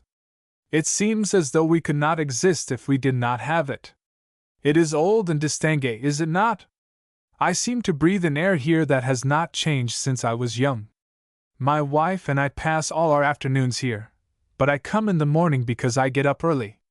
As soon as I had finished luncheon I returned to the Luxembourg, and presently perceived my friend offering his arm ceremoniously to a very old little lady dressed in black, to whom he introduced me. It was La Castress, the great dancer, beloved by princes, beloved by the king, beloved by all that century of gallantry that seems to have left behind it in the world an atmosphere of love. We sat down on a bench. It was the month of May. An odor of flowers floated in the neat paths. A hot sun glided its rays between the branches and covered us with patches of light. The black dress of La Castress seemed to be saturated with sunlight. The garden was empty. We heard the rattling of vehicles in the distance. "Tell me," I said to the old dancer, "what was the minuet?" He gave a start. "The minuet, monsieur, is the queen of dances, and the dance of queens, do you understand? Since there is no longer any royalty, there is no longer any minuet." And he began in a pompous manner a long dithyrambic eulogy which I could not understand. I wanted to have the steps, the movements, the positions, explained to me. He became confused, was amazed at his inability to make me understand, became nervous and worried. Then suddenly, turning to his old companion who had remained silent and serious, he said, "Elise, would you like, it would be very nice of you, Would you like to show this gentleman what it was? She turned eyes uneasily in all directions, then rose without saying a word and took her position opposite him. Then I witnessed an unheard of thing.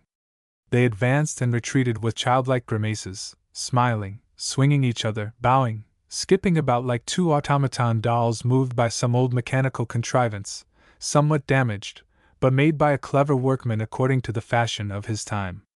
And I looked at them, my heart filled with extraordinary emotions, my soul touched with an indescribable melancholy. I seemed to see before me a pathetic and comical apparition, the out-of-date ghost of a former century. They suddenly stopped. They had finished all the figures of the dance. For some seconds they stood opposite each other, smiling in an astonishing manner. Then they fell on each other's necks sobbing. I left for the provinces 3 days later. I never saw them again. When I returned to Paris, 2 years later, the nursery had been destroyed. What became of them, deprived of the dear garden of former days, with its mazes, its odor of the past, and the graceful windings of its hedges? Are they dead? Are they wandering among modern streets like hopeless exiles? Are they dancing, grotesque specters, a fantastic minuet in the moonlight, amid the cypresses of a cemetery, along the pathways bordered by graves? Their memory haunts me, obsesses me, torments me, remains with me like a wound. Why? I do not know. No doubt you think that very absurd? The sun. The two old friends were walking in the garden in bloom, where spring was bringing everything to life. One was a senator, the other a member of the French Academy, both serious men, full of very logical but solemn arguments, men of note and reputation. They talked first of politics, exchanging opinions, not on ideas, but on men, personalities in this regard taking the predominance over ability. Then they recalled some memories. Then they walked along in silence, enervated by the warmth of the air. A large bed of wallflowers breathed out a delicate sweetness. A mass of flowers of all species and color flung their fragrance to the breeze, while a cytisus covered with yellow clusters scattered its fine pollen abroad, a golden cloud, with an odor of honey that bore its balmy seed across space, similar to the sachet powders of perfumers. The senator stopped, breathed in the cloud of floating pollen, looked at the fertile shrub, yellow as the sun, whose seed was floating in the air, and said, "When one considers that these imperceptible fragrant atoms will create existences at 100 leagues from here, will send a thrill through the fibers and sap of female trees and produce beings with roots, growing from a germ, just as we do, mortal like ourselves, and who will be replaced by other beings of the same order, like ourselves again."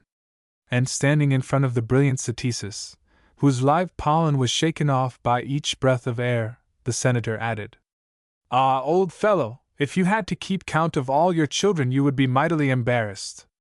Here is one who generates freely, and then lets them go without a pang and troubles himself no more about them." "We do the same, my friend," said the academician. "Yes, I do not deny it, we let them go sometimes," resumed the senator. "But we are aware that we do, and that constitutes our superiority." "No, that is not what I mean," said the other, shaking his head. "You see, my friend, that there is scarcely a man who has not some children that he does not know, children, father unknown, whom he has generated almost unconsciously, just as this tree reproduces.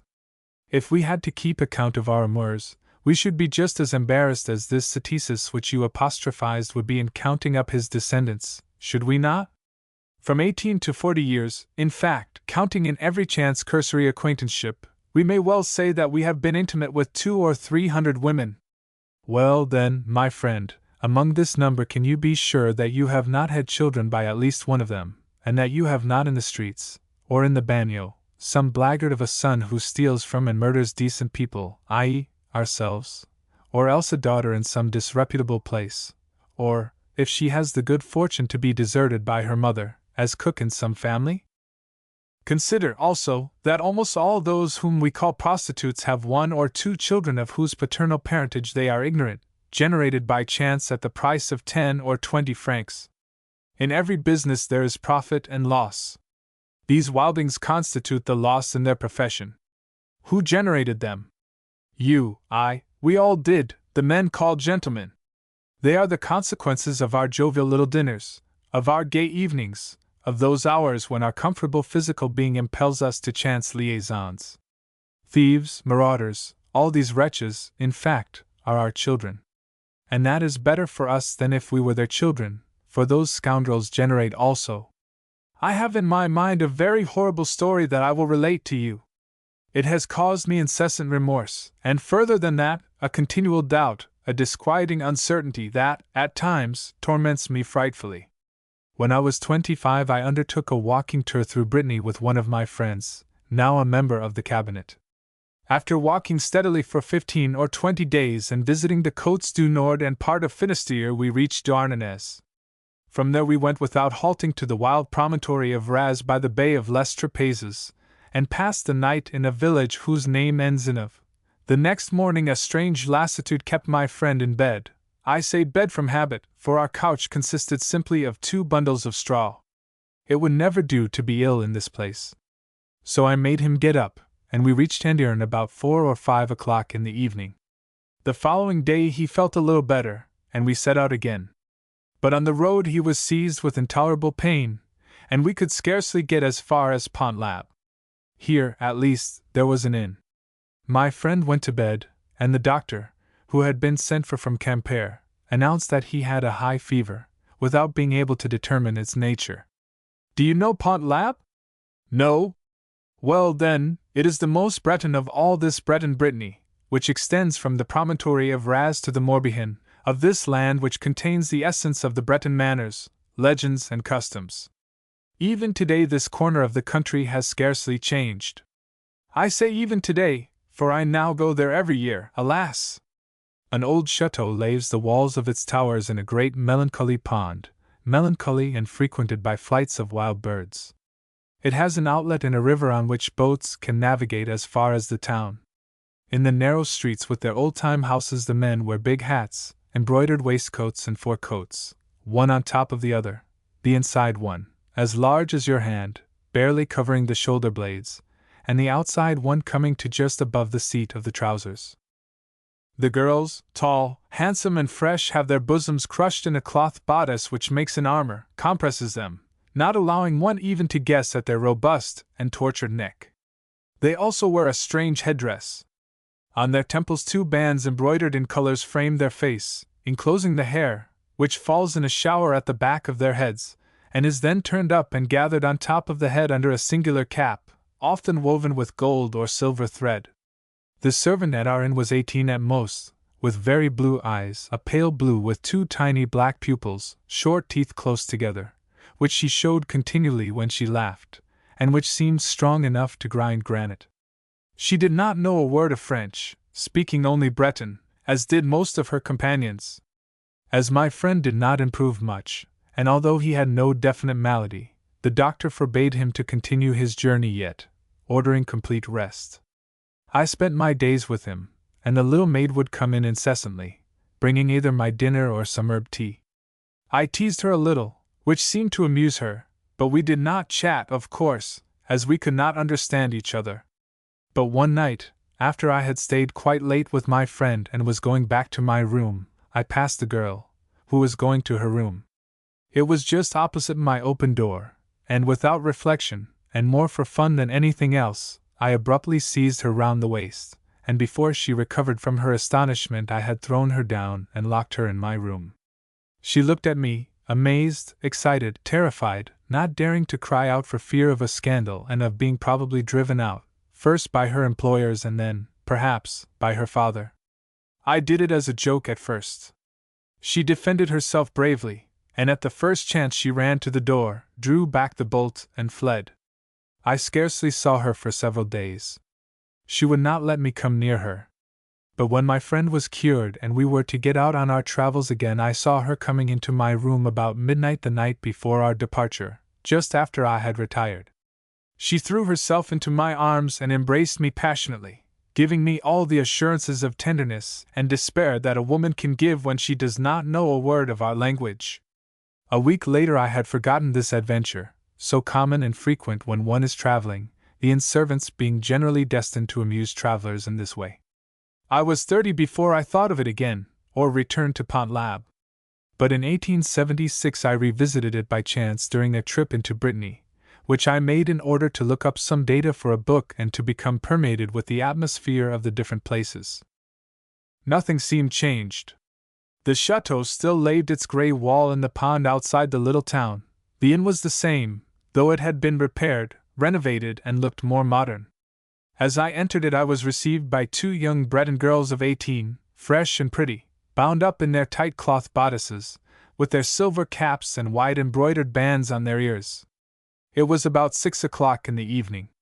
I sat down to dinner, and as the host was assiduous in waiting on me himself, fate, no doubt, impelled me to say, "Did you know the former proprietors of this house? I spent about 10 days here 30 years ago. I am talking old times." "Those were my parents, monsieur," he replied. Then I told him why we had stayed over at that time, how my comrade had been delayed by illness. He did not let me finish. "Oh, I recollect perfectly. I was about 15 or 16. You slept in the room at the end and your friend in the one I have taken for myself, overlooking the street." It was only then that the recollection of the little maid came vividly to my mind. I asked, "Do you remember a pretty little servant who was then in your father's employ, and who had, if my memory does not deceive me, pretty eyes and fresh-looking teeth?" "Yes, monsieur, she died in childbirth some time after." And pointing to the courtyard where a thin, lame man was stirring up the manure, he added, "That is her son." I began to laugh. "He is not handsome and does not look much like his mother." "No doubt he looks like his father." "That is very possible," replied the innkeeper, "but we never knew whose child it was. She died without telling anyone, and no one here knew of her having a beau. Every one was hugely astonished when they heard she was enceinte, and no one would believe it." A sort of unpleasant chill came over me, one of those painful surface wounds that affect us like the shadow of an impending sorrow. And I looked at the man in the yard. He had just drawn water for the horses and was carrying 2 buckets, limping as he walked, with a painful effort of his shorter leg. His clothes were ragged, he was hideously dirty, with long yellow hair, so tangled that it looked like strands of rope falling down at either side of his face. "He is not worth much," continued the innkeeper. "We have kept him for charity's sake. Perhaps he would have turned out better if he had been brought up like other folks. But what could one do, monsieur? No father, no mother, no money. My parents took pity on him, but he was not their child, you understand." I said nothing. I slept in my old room, and all night long I thought of this frightful stableman, saying to myself, "Supposing it is my own son? Could I have caused that girl's death and procreated this being? It was quite possible." I resolved to speak to this man and to find out the exact date of his birth. A variation of 2 months would set my doubts at rest. I sent for him the next day. But he could not speak French. He looked as if he could not understand anything, being absolutely ignorant of his age, which I had inquired of him through one of the maids. He stood before me like an idiot, twirling his hat in his knotted, disgusting hands, laughing stupidly, with something of his mother's laugh in the corners of his mouth and of his eyes. The landlord, appearing on the scene, went to look for the birth certificate of this wretched being. He was born 8 months and 26 days after my stay at Pont l'Abbé, for I recollect perfectly that we reached Lorient on the 15th of August. The certificate contained this description: father unknown. The mother called herself Jean Caradec. Then my heart began to beat rapidly. I could not utter a word, for I felt as if I were choking. I looked at this animal whose long yellow hair reminded me of a straw heap, and the beggar, embarrassed by my gaze, stopped laughing, turned his head aside, and wanted to get away. All day long I wandered beside the little river, giving way to painful reflections. But what was the use of reflection? I could be sure of nothing. For hours and hours I weighed all the pros and cons in favor of or against the probability of my being the father, growing nervous over inexplicable suppositions, only to return incessantly to the same horrible uncertainty, then to the still more atrocious conviction that this man was my son. I could eat no dinner, and went to my room. I lay awake for a long time, and when I finally fell asleep I was haunted by horrible visions.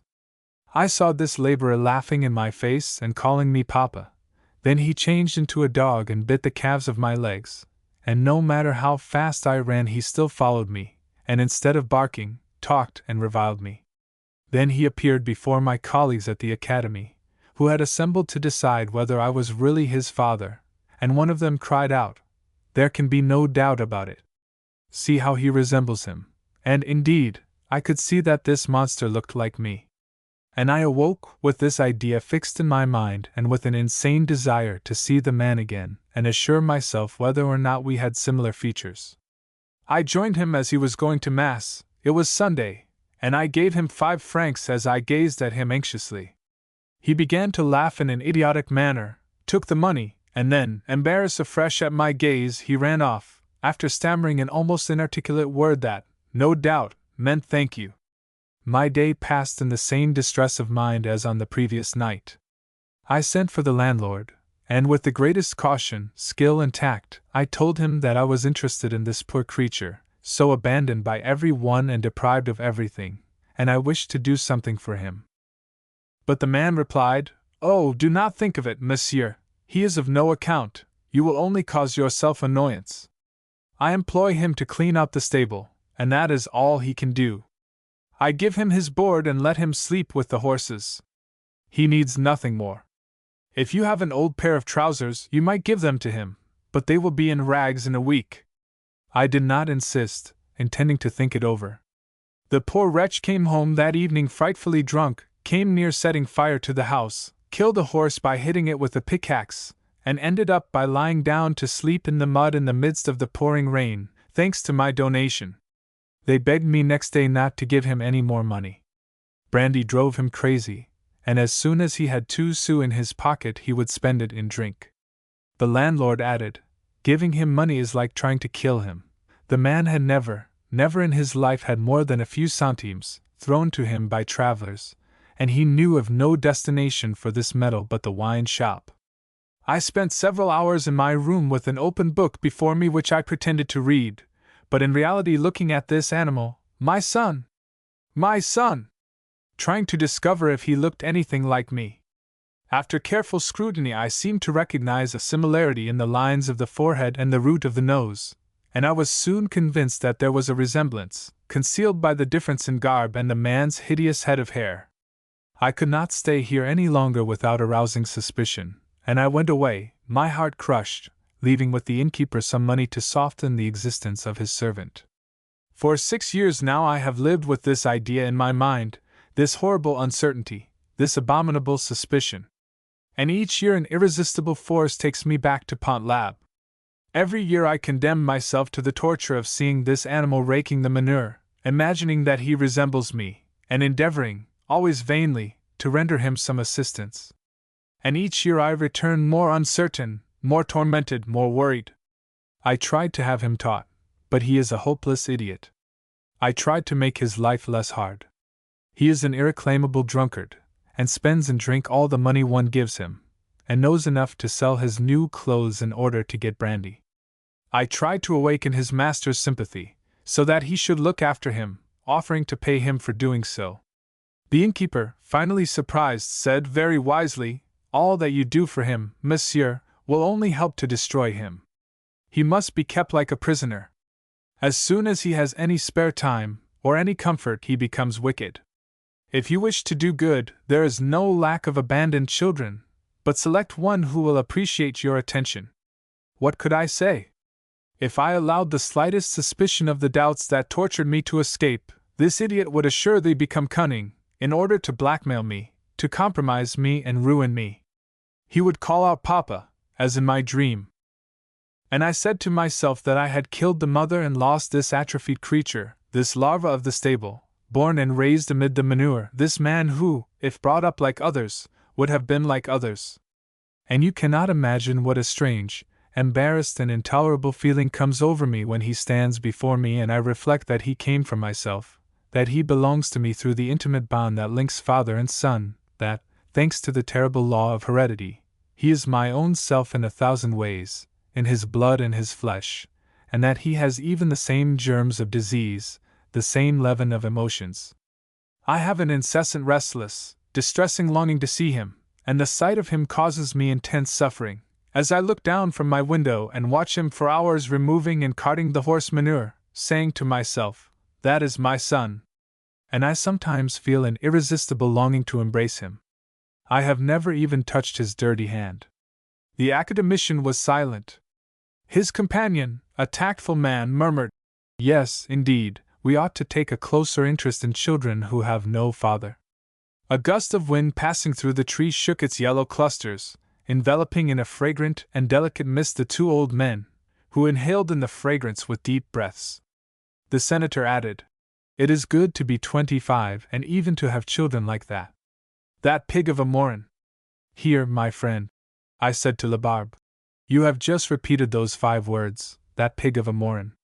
Why on earth do I never hear Morin's name mentioned without his being called a pig?" Labarbe, who is a deputy, looked at me with his owl-like eyes and said, "Do you mean to say that you do not know Morin's story and you come from La Rochelle?" I was obliged to declare that I did not know Morin's story, so Labarbe rubbed his hands and began his recital. "You knew Morin, did you not, and you remember his large linen-draper's shop on the Quai de la Rochelle?" "Yes, perfectly." "Well, then, you must know that in 1862 or 63 Morin went to spend a fortnight in Paris for pleasure, or for his pleasures, but under the pretext of renewing his stock, and you also know what a fortnight in Paris means to a country shopkeeper. It fires his blood. The theater every evening, women's dresses rustling up against you and continual excitement. One goes almost mad with it. One sees nothing but dancers in tights, actresses in very low dresses, round legs, fat shoulders, all nearly within reach of one's hands, without daring, or being able, to touch them, and one scarcely tastes food. When one leaves the city, one's heart is still all in a flutter, and one's mind still exhilarated by a sort of longing for kisses which tickles one's lips. Morin was in that condition when he took his ticket for La Rochelle by the 8:40 night express. As he was walking up and down the waiting room at the station, he stopped suddenly in front of a young lady who was kissing an old one. She had her veil up, and Morin murmured with delight, "By Jove, what a pretty woman!" When she had said good-bye to the old lady, she went into the waiting room, and Morin followed her. Then she went on the platform, and Morin still followed her. Then she got into an empty carriage, and he again followed her. There were very few travelers on the express. The engine whistled, and the train started. They were alone. Morin devoured her with his eyes. She appeared to be about 19 or 20 and was fair, tall, with a bold look. She wrapped a railway rug round her and stretched herself on the seat to sleep. Morin asked himself, "I wonder who she is?" and 1,000 conjectures, 1,000 projects went through his head. He said to himself, "So many adventures are told as happening on railway journeys that this may be one that is going to present itself to me. Who knows? A piece of good luck like that happens very suddenly, and perhaps I need only be a little venturesome. Was it not Danton who said, 'Audacity, more audacity, and always audacity'? If it was not Danton, it was Mirabeau, but that does not matter. But then I have no audacity, and that is the difficulty. Oh! If one only knew, if one could only read people's minds! I will bet that every day one passes by magnificent opportunities without knowing it, though a gesture would be enough to let me know her mind." Then he imagined to himself combinations which conducted him to triumph. He pictured some chivalrous deed or merely some slight service which he rendered her, a lively, gallant conversation which ended in a declaration. But he could find no opening, had no pretext, and he waited for some fortunate circumstance, with his heart beating and his mind topsy-turvy. The night passed and the pretty girl still slept, while Morin was meditating his own fall. The day broke, and soon the first ray of sunlight appeared in the sky, a long, clear ray which shone on the face of the sleeping girl and woke her. She sat up, looked at the country, then at Morin and smiled. She smiled like a happy woman, with an engaging and bright look, and Morin trembled. Certainly that smile was intended for him. It was discreet invitation, the signal which he was waiting for. That smile meant to say, "How stupid, what a ninny, what a dolt, what a donkey you are, to have sat there on your seat like a post all night. Just look at me, am I not charming? And you have sat like that for the whole night, when you have been alone with a pretty woman, you great simpleton." She was still smiling as she looked at him. She even began to laugh, and he lost his head trying to find something suitable to say, no matter what. But he could think of nothing, and then, seized with a coward's courage, he said to himself, "So much the worse, I will risk everything," and suddenly, without the slightest warning, he went toward her, his arms extended, his lips protruding, and seizing her in his arms, he kissed her. She sprang up immediately with a bound, crying out, "Help! Help!" and screaming with terror, and then she opened the carriage door and waved her arm out, mad with terror and trying to jump out, while Morin, who was almost distracted and feeling sure that she would throw herself out, held her by the skirt and stammered, "Oh, madam! Oh, madam!" The train slackened speed and then stopped. 2 guards rushed up at the young woman's frantic signals. She threw herself into their arms, stammering, "That man wanted, to," and then she fainted. They were at Moss Station, and the gendarme on duty arrested Morin. When the victim of his indiscreet admiration had regained her consciousness, she made her charge against him, and the police drew it up. The poor linen draper did not reach home till night, with the prosecution hanging over him for an outrage to morals in a public place. 2. At that time I was editor of the Fanal d'Assurance, and I used to meet Morin every day at the Café du Commerce, and the day after his adventure he came to see me, as he did not know what to do. I did not hide my opinion from him, but said to him, "You are no better than a pig. No decent man behaves like that," he cried. His wife had given him a beating, and he foresaw his trade ruined, his name dragged through the mire and dishonored, his friends scandalized and taking no notice of him. In the end he excited my pity, and I sent for my colleague, Rivet, a jocular but very sensible little man, to give us his advice. He advised me to see the public prosecutor, who was a friend of mine, and so I sent Morin home and went to call on the magistrate. He told me that the woman who had been insulted was a young lady, Mademoiselle Henriette Bonnel, who had just received her certificate as governess in Paris and spent her holidays with her uncle and aunt, who were very respectable tradespeople in Mons. What made Morin's case all the more serious was that the uncle had lodged a complaint, but the public official had consented to let the matter drop if this complaint were withdrawn, so we must try and get him to do this. I went back to Morin's and found him in bed, ill with excitement and distress. His wife, a tall, raw-boned woman with a beard, was abusing him continually, and she showed me into the room, shouting at me, "So you have come to see that pig of a Morin? Well, there he is, the darling," and she planted herself in front of the bed, with her hands on her hips.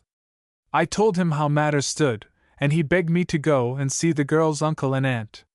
It was a delicate mission, but I undertook it, and the poor devil never ceased repeating, "I assure you I did not even kiss her, no, not even that." "I will take my oath to it," I replied. "It is all the same, you are nothing but a pig," and I took 1,000 francs which he gave me to employ as I thought best. But as I did not care to venture to her uncle's house alone, I begged Rivet to go with me, which he agreed to do on condition that we went immediately, for he had some urgent business at La Rochelle that afternoon.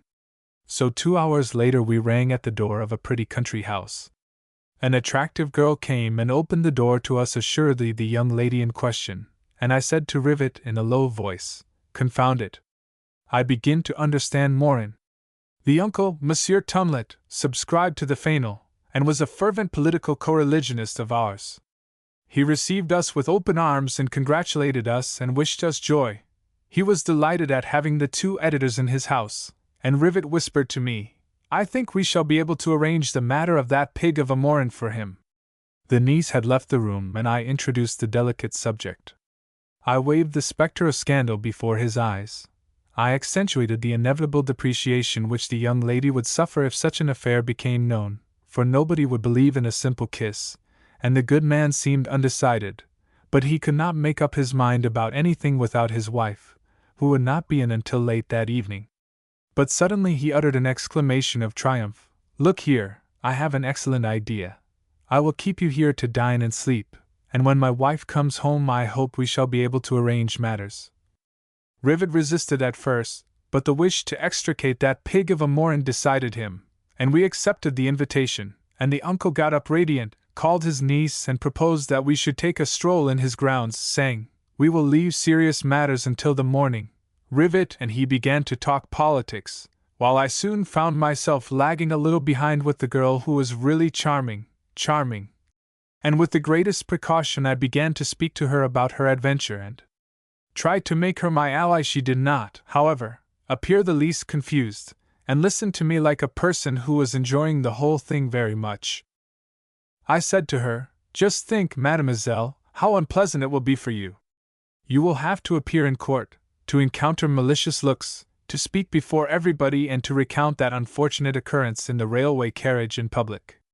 Do you not think, between ourselves, that it would have been much better for you to have put that dirty scoundrel back in his place without calling for assistance, and merely to change your carriage?" She began to laugh and replied, "What you say is quite true, but what could I do? I was frightened, and when one is frightened one does not stop to reason with oneself."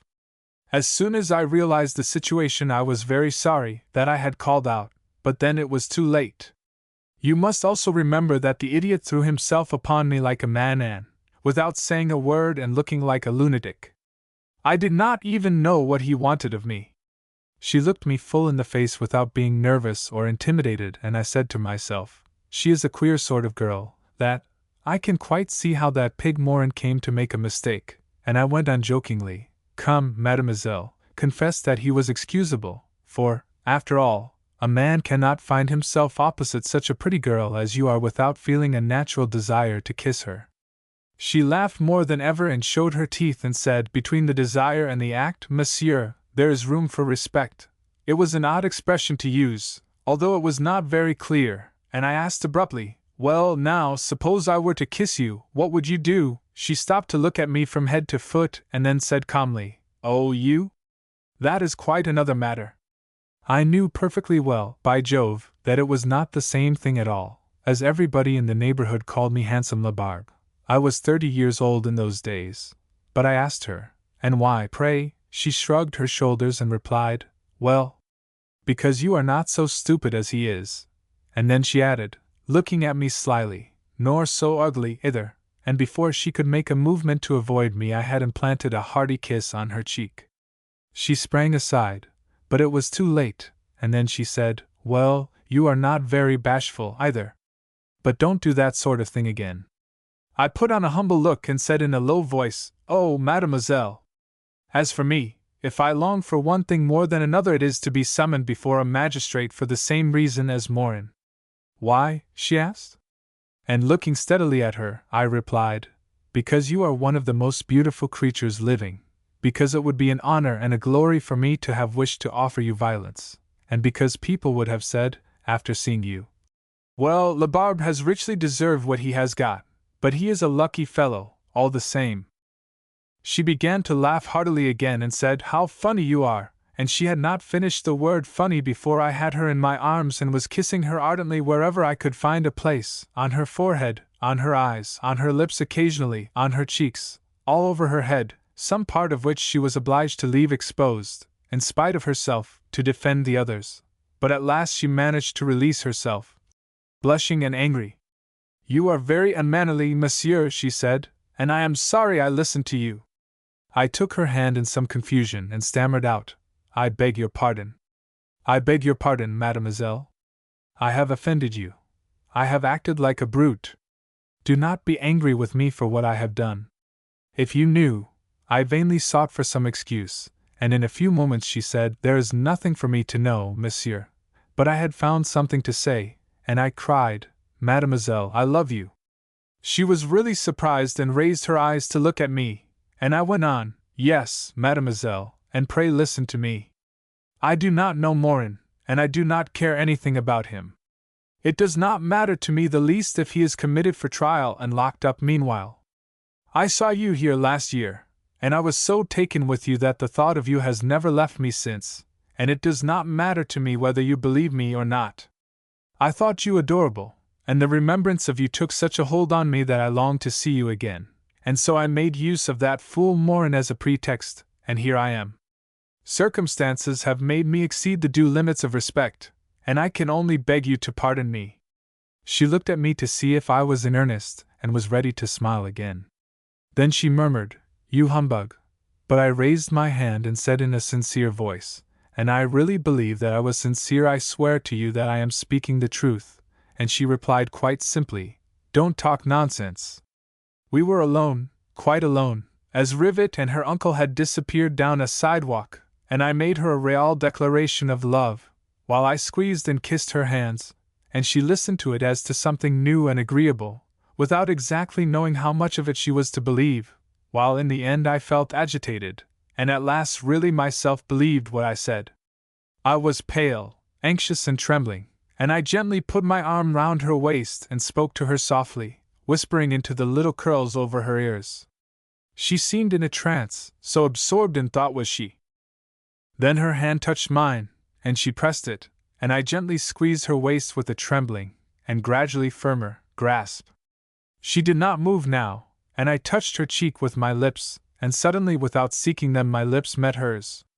It was a long, long kiss, and it would have lasted longer still if I had not heard a H.M. H.M. just behind me, at which she made her escape through the bushes, and turning round I saw Rivet coming toward me, and standing in the middle of the path, he said without even smiling, "So that is the way you settled the affair of that pig of a Morin," and I replied conceitedly, "One does what one can, my dear fellow." "But what about the uncle? How have you got on with him?" "I will answer for the niece. I have not been so fortunate with him," he replied. Whereupon I took his arm and we went indoors. 3. Dinner made me lose my head altogether.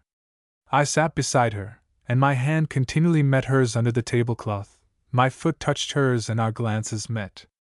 After dinner we took a walk by moonlight, and I whispered all the tender things I could think of to her. I held her close to me, kissed her every moment, while her uncle and Rivet were arguing as they walked in front of us. They went in, and soon a messenger brought a telegram from her aunt, saying that she would not return until the next morning at 7 o'clock by the first train. "Very well, Henriette," her uncle said, "go and show the gentlemen their rooms." She showed Rivet his first, and he whispered to me, "There was no danger of her taking us into yours first."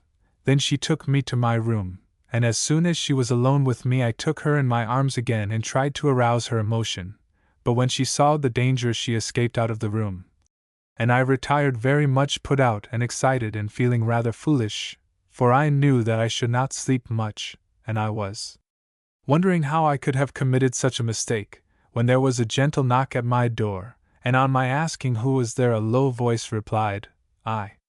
I dressed myself quickly and opened the door, and she came in. "I forgot to ask you what you take in the morning," she said, "chocolate, tea or coffee?" I put my arms round her impetuously and said, devouring her with kisses, I will take. But she freed herself from my arms, blew out my candle and disappeared and left me alone in the dark, furious, trying to find some matches, and not able to do so. At last I got some and I went into the passage, feeling half mad, with my candlestick in my hand. What was I about to do? I did not stop to reason, I only wanted to find her, and I would. I went a few steps without reflecting, but then I suddenly thought, suppose I should walk into the uncle's room, what should I say? And I stood still, with my head void and my heart beating. But in a few moments I thought of an answer. Of course, I shall say that I was looking for Rivet's room to speak to him about an important matter, and I began to inspect all the doors, trying to find hers, and at last I took hold of a handle at a venture, turned it, and went in. There was Henriette, sitting on her bed and looking at me in tears. So I gently turned the key, and going up to her on tiptoe I said, I forgot to ask you for something to read, mademoiselle. I was stealthily returning to my room when a rough hand seized me and a voice, it was Rivet's, whispered in my ear, so you have not yet quite settled that affair of Morin's? At 7 o'clock the next morning Henriette herself brought me a cup of chocolate. I never have drunk anything like it, soft, velvety, perfumed, delicious. I could hardly take away my lips from the cup, and she had hardly left the room when Rivet came in. He seemed nervous and irritable, like a man who had not slept, and he said to me crossly, If you go on like this you will end by spoiling the affair of that pig of a Morin. At 8 o'clock the aunt arrived. Our discussion was very short, for they withdrew their complaint, and I left 500 francs for the poor of the town. They wanted to keep us for the day, and they arranged an excursion to go and see some ruins. Henriette made signs to me to stay, behind her parents' back, and I accepted, but Rivet was determined to go, and though I took him aside and begged and prayed him to do this for me, he appeared quite exasperated and kept saying to me, "I have had enough of that pig of a Morin's affair, do you hear?" Of course I was obliged to leave also, and it was one of the hardest moments of my life. I could have gone on arranging that business as long as I lived, and when we were in the railway carriage, after shaking hands with her in silence, I said to Rivet, "You are a mere brute," and he replied, "My dear fellow, you were beginning to annoy me confoundedly." On getting to the Faneuil office, I saw a crowd waiting for us, and as soon as they saw us they all exclaimed, "Well, have you settled the affair of that pig of a Morin?" All La Rochelle was excited about it, and Rivet, who had got over his ill humor on the journey, had great difficulty in keeping himself from laughing as he said, "Yes, we have managed it, thanks to Labarbe, and we went to Morin's." He was sitting in an easy chair with mustard plasters on his legs and cold bandages on his head, nearly dead with misery. He was coughing with the short cough of a dying man, without anyone knowing how he had caught it, and his wife looked at him like a tigress ready to eat him, and as soon as he saw us he trembled so violently as to make his hands and knees shake, so I said to him immediately, "It is all settled, you dirty scamp, but don't do such a thing again." He got up, choking, took my hands and kissed them as if they had belonged to a prince, cried, nearly fainted, embraced Rivet, and even kissed Madame Morin, who gave him such a push as to send him staggering back into his chair. But he never got over the blow. His mind had been too much upset. In all the country round, moreover, he was called nothing but that pig of a Morin, and that epithet went through him like a sword thrust every time he heard it. When a street boy called after him pig, he turned his head instinctively. His friends also overwhelmed him with horrible jokes and used to ask him, whenever they were eating ham, "Is it a bit of yourself?" He died 2 years later. As for myself, when I was a candidate for the Chamber of Deputies in 1875, I called on the new notary at Fissure, Monsieur Belencourt, to solicit his vote, and a tall, handsome, and evidently wealthy lady received me. "You do not know me again," she said. And I stammered out, "Why, no, madam. Henriette Bonnel." Ah, and I felt myself turning pale, while she seemed perfectly at her ease and looked at me with a smile.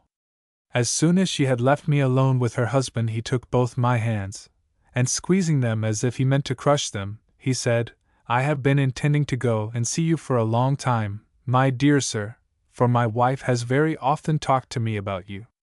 I know, yes, I know under what painful circumstances you made her acquaintance, and I know also how perfectly you behaved, how full of delicacy, tact, and devotion you showed yourself in the affair." He hesitated and then said in a lower tone, as if he had been saying something low and coarse, "In the affair of that pig of a Morin. Saint Anthony." They called him Saint Anthony, because his name was Anthony, and also, perhaps, because he was a good fellow, jovial, a lover of practical jokes, a tremendous eater and a heavy drinker and a gay fellow, although he was 60 years old. He was a big peasant of the district of Caux, with a red face, large chest and stomach, and perched on 2 legs that seemed too slight for the bulk of his body.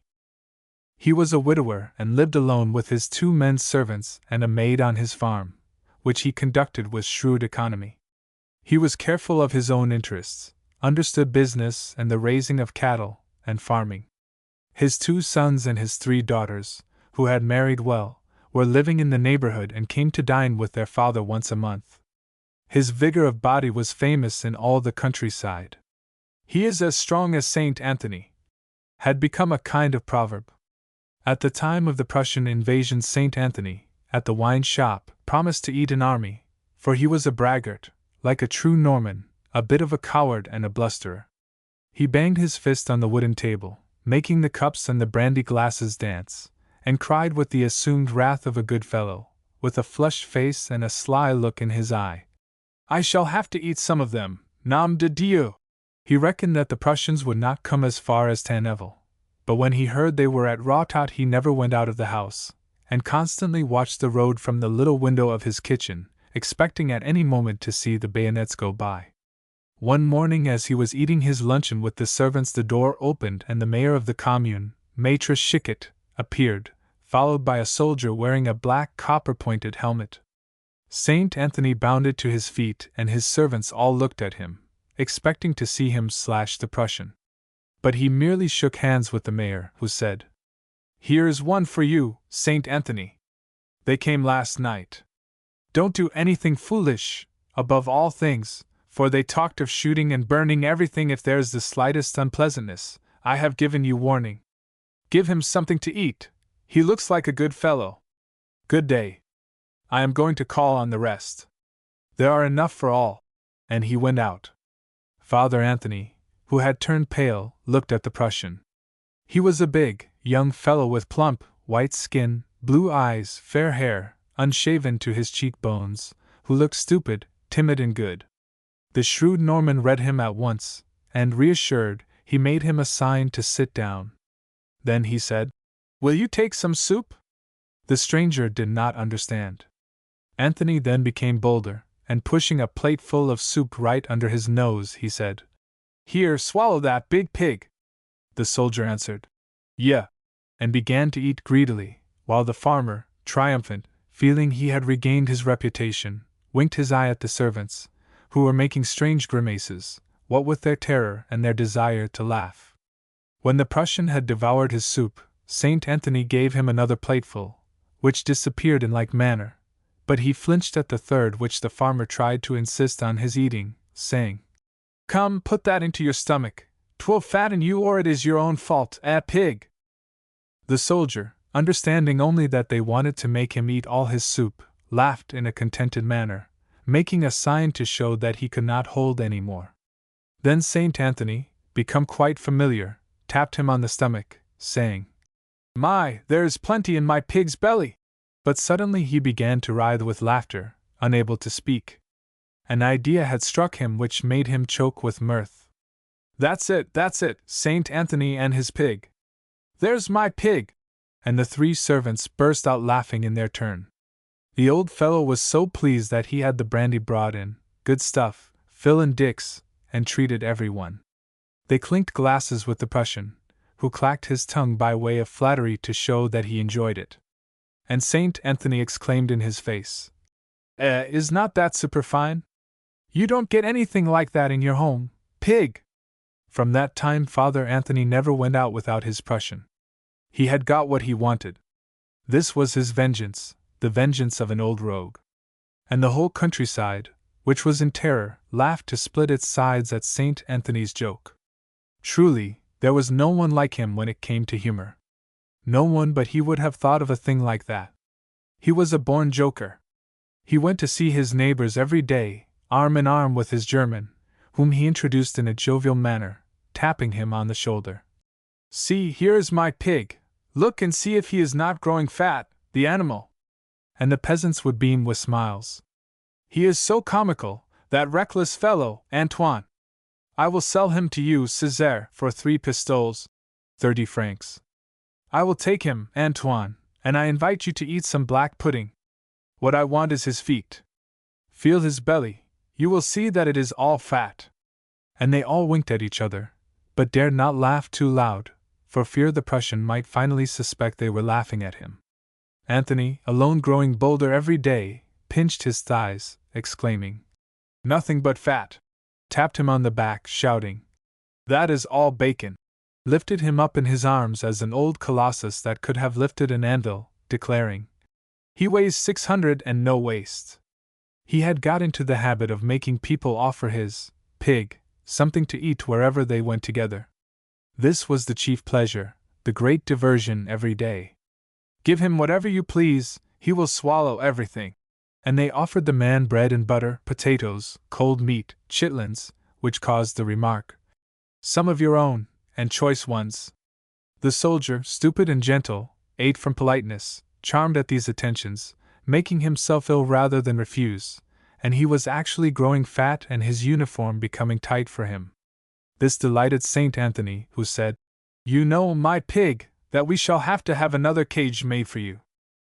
They had, however, become the best friends in the world, and when the old fellow went to attend to his business in the neighborhood, the Prussian accompanied him for the simple pleasure of being with him.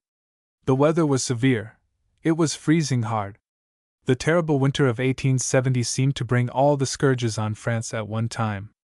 Father Antoine, who made provision beforehand, and took advantage of every opportunity, foreseeing that manure would be scarce for the spring farming, bought from a neighbor who happened to be in need of money all that he had, and it was agreed that he should go every evening with his cart to get a load.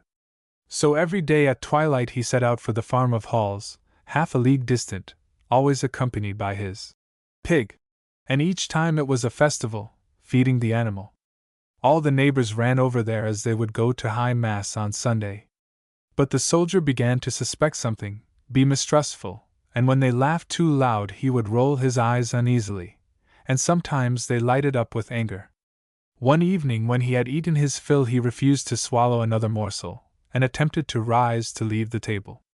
But Saint Anthony stopped him by a turn of the wrist, and placing his two powerful hands on his shoulders, he sat him down again so roughly that the chair smashed under him. A wild burst of laughter broke forth, and Anthony, beaming, picked up his pig, acted as though he were dressing his wounds, and exclaimed, "Since you will not eat, you shall drink, nom de Dieu!" And they went to the wine shop to get some brandy. The soldier rolled his eyes, which had a wicked expression, but he drank, nevertheless. He drank as long as they wanted him, and Saint Anthony held his head to the great delight of his companions. The Norman, red as a tomato, his eyes ablaze, filled up the glasses and clinked, saying, "Here's to you!" And the Prussian, without speaking a word, poured down one after another glassfuls of cognac. It was a contest, a battle, a revenge. Who would drink the most, nom d'un nom? They could neither of them stand any more when the leader was emptied. But neither was conquered. They were tied, that was all. They would have to begin again the next day. They went out staggering and started for home, walking beside the dung cart which was drawn along slowly by two horses. Snow began to fall and the moonless night was sadly lighted by this dead whiteness on the plain. The men began to feel the cold, and this aggravated their intoxication. Saint Anthony, annoyed at not being the victor, amused himself by shoving his companion so as to make him fall over into the ditch. The other would dodge backwards, and each time he did he uttered some German expression in an angry tone, which made the peasant roar with laughter. Finally the Prussian lost his temper, and just as Anthony was rolling towards him he responded with such a terrific blow with his fist that the colossus staggered. Then, excited by the brandy, the old man seized the pugilist round the waist, shook him for a few moments, as he would have done with a little child, and pitched him at random to the other side of the road.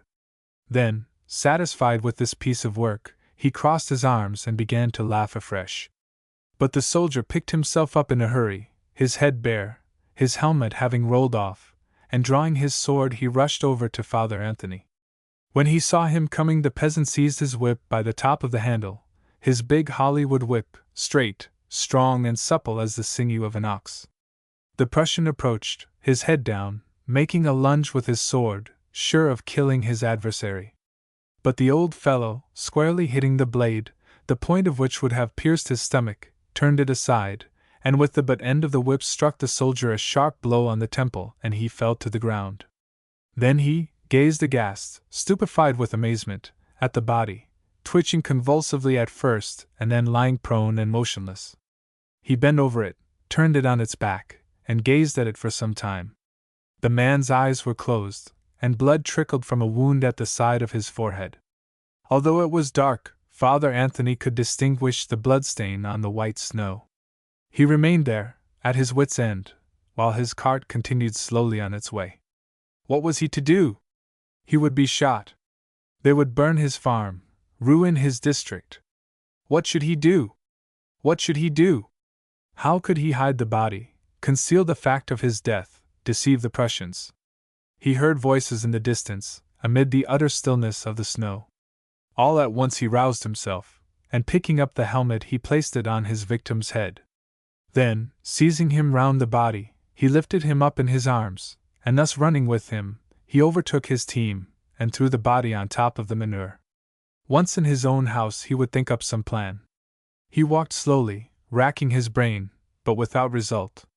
He felt, that he was lost. He entered his courtyard. A light was shining in one of the attic windows. His maid was not asleep. He hastily backed his wagon to the edge of the manure hollow. He thought that by overturning the manure the body lying on top of it would fall into the ditch and be buried beneath it, and he dumped the cart. As he had foreseen, the man was buried beneath the manure. Anthony evened it down with his fork, which he stuck in the ground beside it. He called his stableman, told him to put up the horses, and went to his room.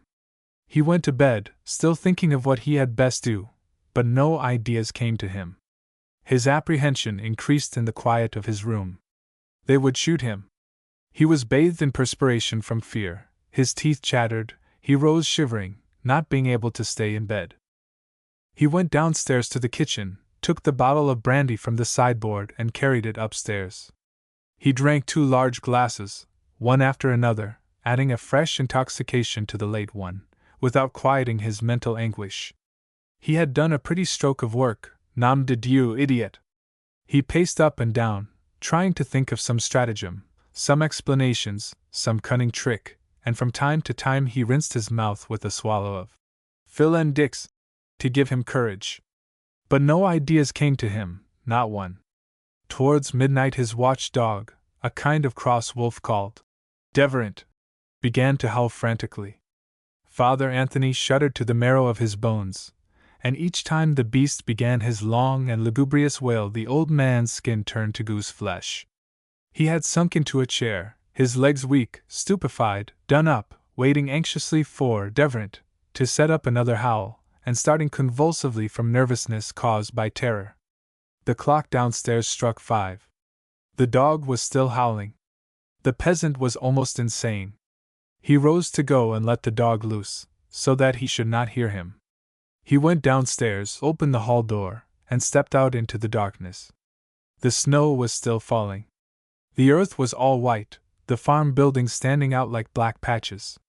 He approached the kennel. The dog was dragging at his chain. He unfastened it.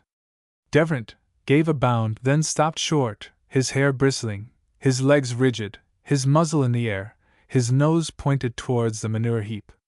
St. Anthony, trembling from head to foot, faltered, "What's the matter with you, you dirty hound?" And he walked a few steps forward, gazing at the indistinct outlines, the somber shadow of the courtyard. Then he saw a form, the form of a man sitting on the manure heap. He gazed at it, paralyzed by fear, and breathing hard. But all at once he saw, close by, the handle of the manure fork which was sticking in the ground. He snatched it up, and in one of those transports of fear that will make the greatest coward brave, he rushed forward to see what it was. It was he, his Prussian, come to life, covered with filth from his bed of manure which had kept him warm. He had sat down mechanically, and remained there in the snow which sprinkled down, all covered with dirt and blood as he was, and still stupid from drinking, dazed by the blow and exhausted from his wound. He perceived Anthony, and too sodden to understand anything, he made an attempt to rise. But the moment the old man recognized him, he foamed with rage like a wild animal. "Ah, pig! Pig!" he sputtered. "You are not dead! You are going to denounce me now! Wait! Wait!" And rushing on the German with all the strength of Lay's arms, he flung the raised fork like a lance, and buried the 4 prongs full length in his breast. The soldier fell over on his back, uttering a long death moan, while the old peasant, drawing the fork out of his breast, plunged it over and over again into his abdomen, his stomach, his throat, like a man, piercing the body from head to foot, as it still quivered, and the blood gushed out in streams. Finally he stopped, exhausted by his arduous work, swallowing great mouthfuls of air, calmed down at the completion of the murder. As the cocks were beginning to crow in the poultry yard and it was near daybreak, he set to work to bury the man. He dug a hole in the manure till he reached the earth, dug down further, working wildly, in a frenzy of strength with frantic motions of his arms and body. When the pit was deep enough, he rolled the corpse into it with the fork, covered it with earth, which he stamped down for some time, and then put back the manure, and he smiled as he saw the thick snow finishing his work and covering up its traces with a white sheet. He then stuck the fork in the manure and went into the house. His bottle, still half full of brandy, stood on the table. He emptied it at a draught, threw himself on his bed, and slept heavily. He woke up sober, his mind calm and clear, capable of judgment and thought. At the end of an hour he was going about the country making inquiries everywhere for his soldier. He went to see the Prussian officer to find out why they had taken away his man. As everyone knew what good friends they were, no one suspected him. He even directed the research, declaring that the Prussian went to see the girls every evening. An old retired gendarme who had an inn in the next village, and a pretty daughter, was arrested and shot. Lasting love? It was the end of the dinner that opened the shooting season. The Marquis de Bertrand with his guests sat around a brightly lighted table, covered with fruit and flowers. The conversation drifted to love. Immediately there arose an animated discussion, the same eternal discussion as to whether it were possible to love more than once. Examples were given of persons who had loved once. These were offset by those who had loved violently many times. The men agreed that passion, like sickness, may attack the same person several times, unless it strikes to kill.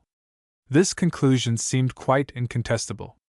The women, however, who based their opinion on poetry rather than on practical observation, maintained that love, the great passion, may come only once to mortals. It resembles lightning, they said, this love. A heart once touched by it becomes forever such a waste, so ruined, so consumed, that no other strong sentiment can take root there, not even a dream. The Marquis, who had indulged in many love affairs, disputed this belief. I tell you it is possible to love several times with all one's heart and soul.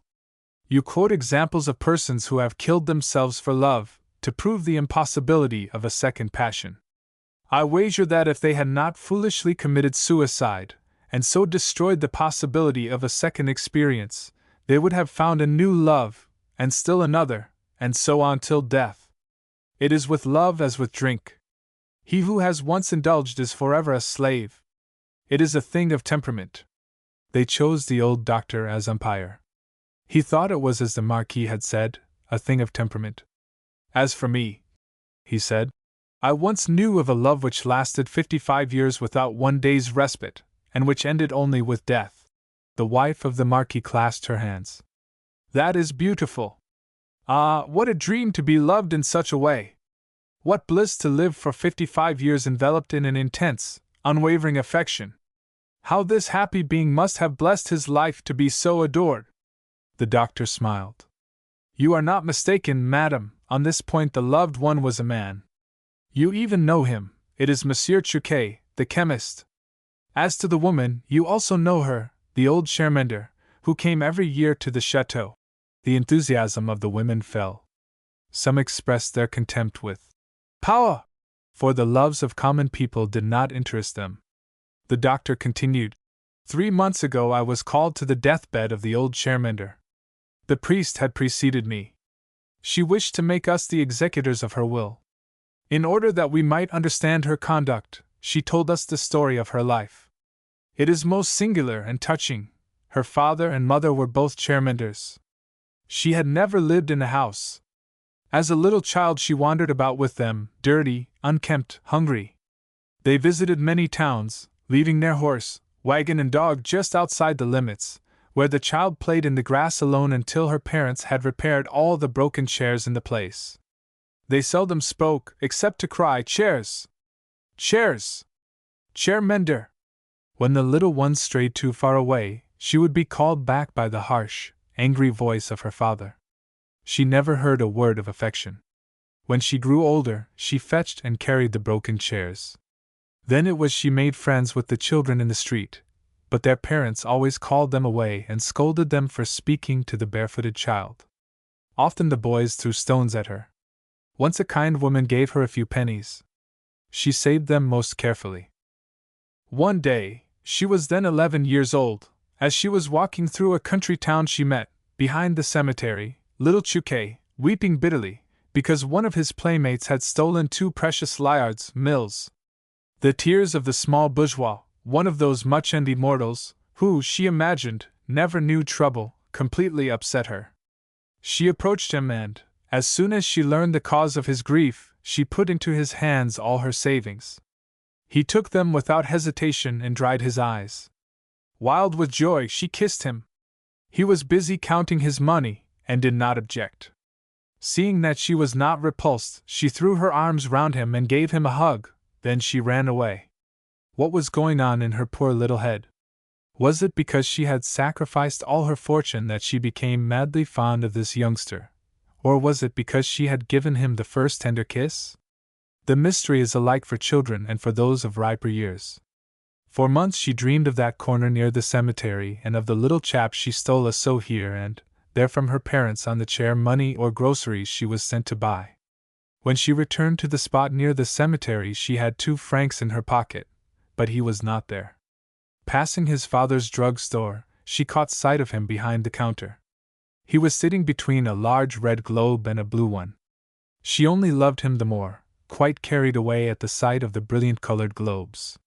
She cherished the recollection of it forever in her heart. The following year she met him near the school playing marbles. She rushed up to him, threw her arms round him, and kissed him so passionately that he screamed in fear. To quiet him, she gave him all her money. 3 francs and 20 centimes. A real gold mine, at which he gazed with staring eyes. After this he allowed her to kiss him as much as she wished. During the next 4 years she put into his hands all her savings, which he pocketed conscientiously in exchange for kisses. At one time it was 30 sous, at another 2 francs. Again, she only had 12 sous. She wept with grief and shame, explaining brokenly that it had been a poor year. The next time she brought 5 francs, in one whole piece, which made her laugh with joy. She no longer thought of any one but the boy, and he watched for her with impatience. Sometimes he would run to meet her. This made her heart thump with joy. Suddenly he disappeared. He had gone to boarding school. She found this out by careful investigation. Then she used great diplomacy to persuade her parents to change their route and pass by this way again during vacation. After a year of scheming she succeeded. She had not seen him for 2 years, and scarcely recognized him. He was so changed, had grown taller, better looking, and was imposing in his uniform, with its brass buttons. He pretended not to see her, and passed by without a glance. She wept for 2 days and from that time loved and suffered unceasingly. Every year he came home and she passed him, not daring to lift her eyes. He never condescended to turn his head toward her. She loved him madly, hopelessly. She said to me, "He is the only man whom I have ever seen. I don't even know if another exists." Her parents died.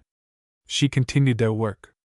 One day, on entering the village, where her heart always remained, she saw Chuquet coming out of his pharmacy with a young lady leaning on his arm.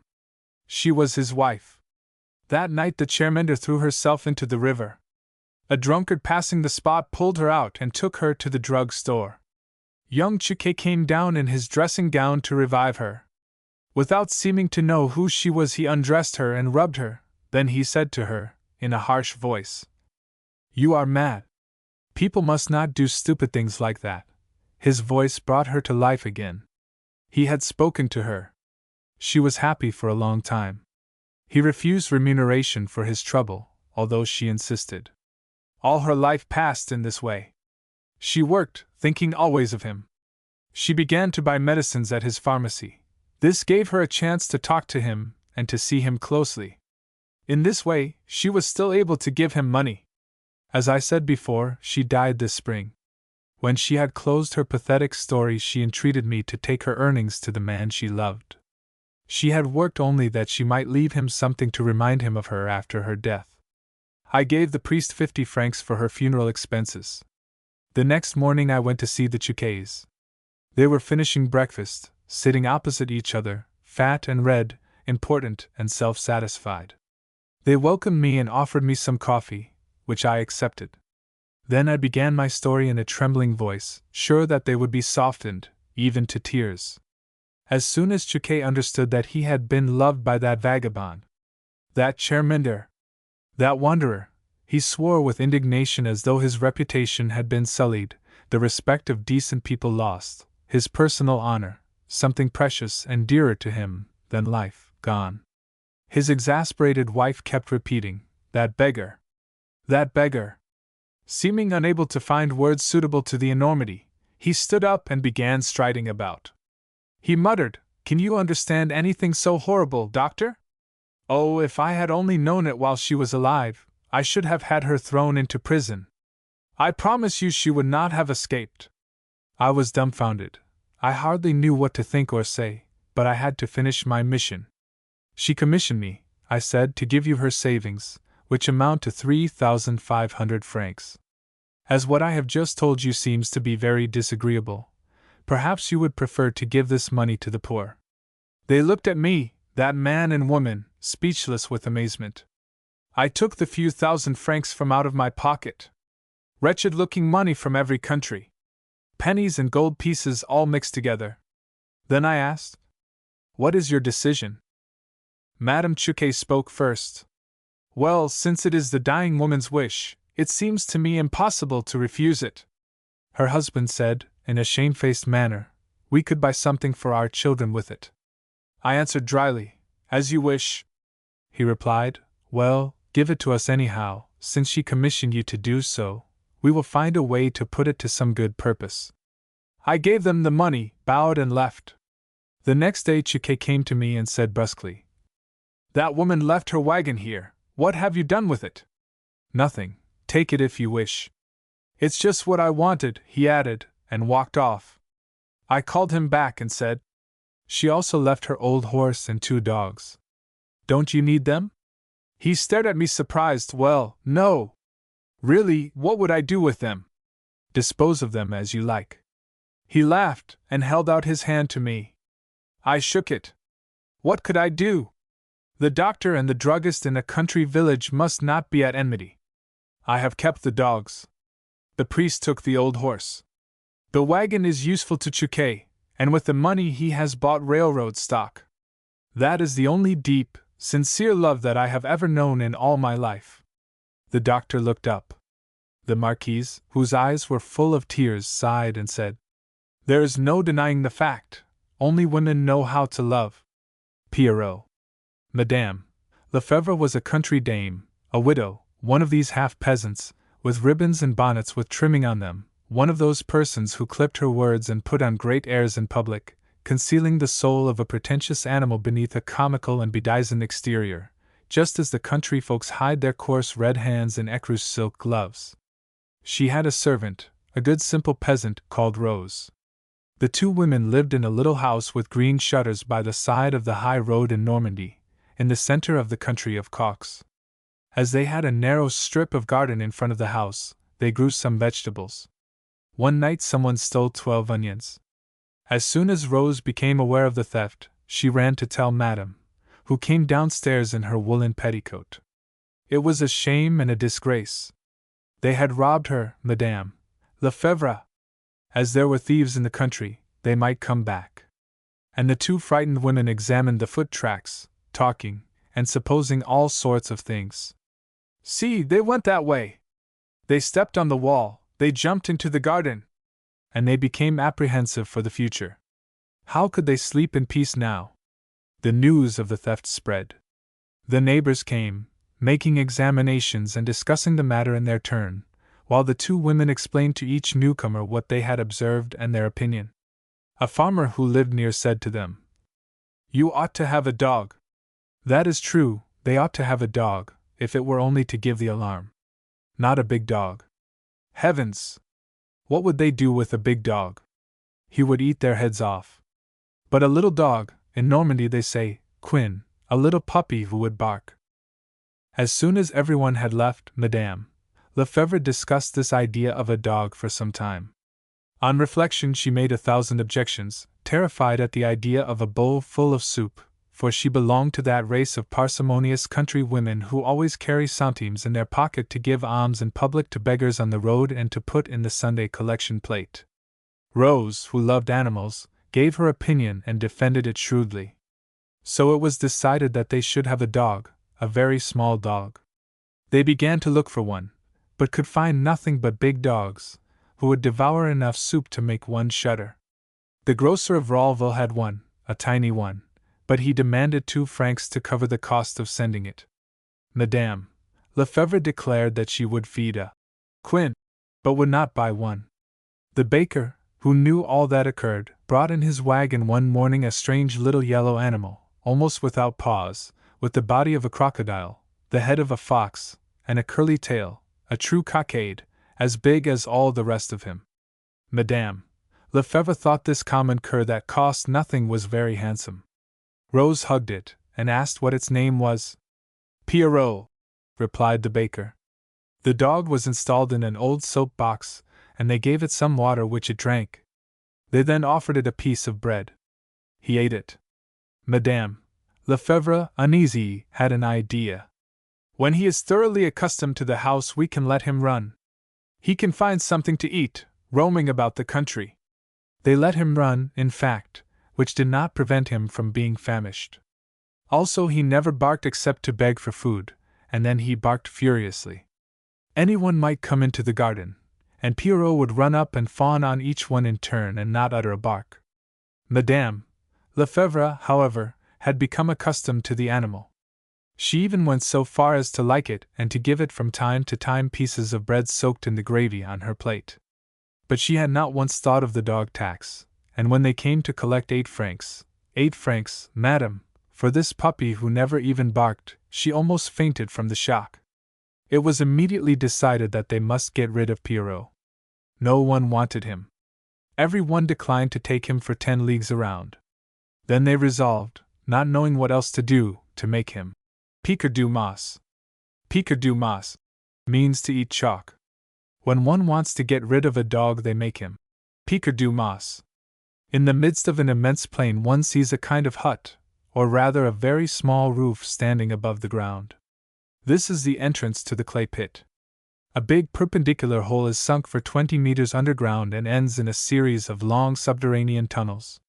Once a year they go down into the quarry at the time they fertilize the ground. The rest of the year it serves as a cemetery for condemned dogs, and as one passed by this hole, plaintive howls, furious or despairing barks, and lamentable appeals reach one's ear. Sportsmen's dogs and sheep dogs flee in terror from this mournful place, and when one leans over it one perceives a disgusting odor of putrefaction. Frightful dramas are enacted in the darkness. When an animal has suffered down there for 10 or 12 days, nourished on the foul remains of his predecessors, another animal, larger and more vigorous, is thrown into the hole. There they are, alone, starving, with glittering eyes. They watch each other, follow each other, hesitate in doubt.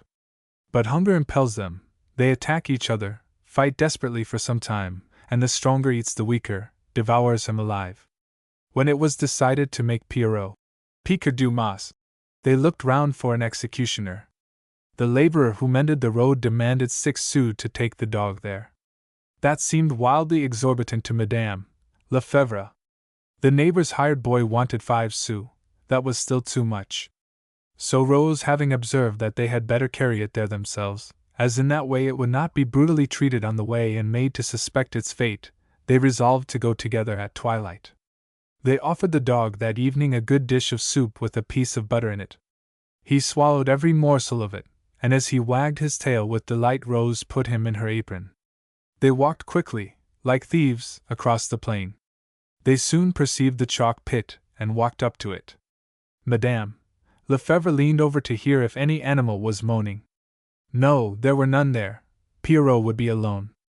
Then Rose, who was crying, kissed the dog and threw him into the chalk pit, and they both leaned over, listening.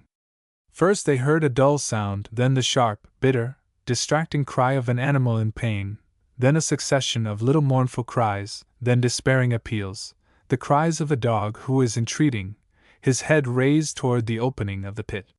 He yelped, oh, how he yelped! They were filled with remorse, with terror, with a wild inexplicable fear, and ran away from the spot.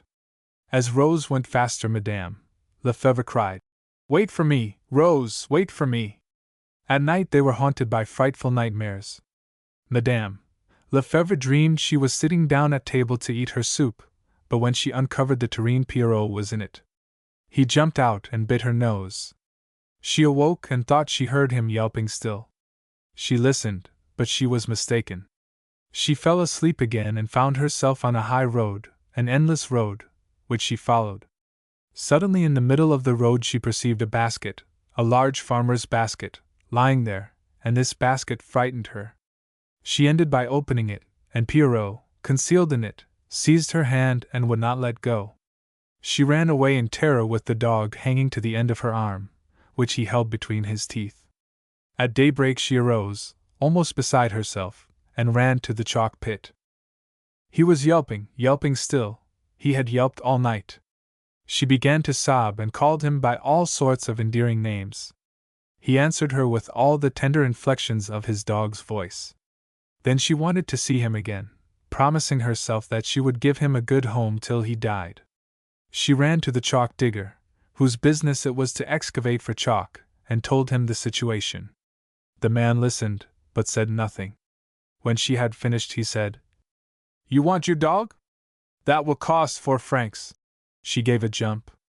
All her grief was at an end at once. 4 francs, she said. You would die of it. 4 francs.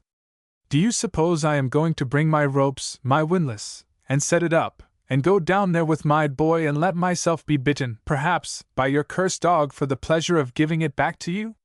You should not have thrown it down there." She walked away, indignant. 4 francs. As soon as she entered the house she called Rose and told her of the quarryman's charges. Rose, always resigned, repeated, 4 francs. That is a good deal of money, madam. Then she added, "If we could throw him something to eat, the poor dog, so he will not die of hunger." Madame Lefebvre approved of this and was quite delighted. So they set out again with a big piece of bread and butter. They cut it in mouthfuls, which they threw down one after the other, speaking by turns to Pierrot. As soon as the dog finished one piece, he yelped for the next. They returned that evening and the next day and every day. But they made only one trip.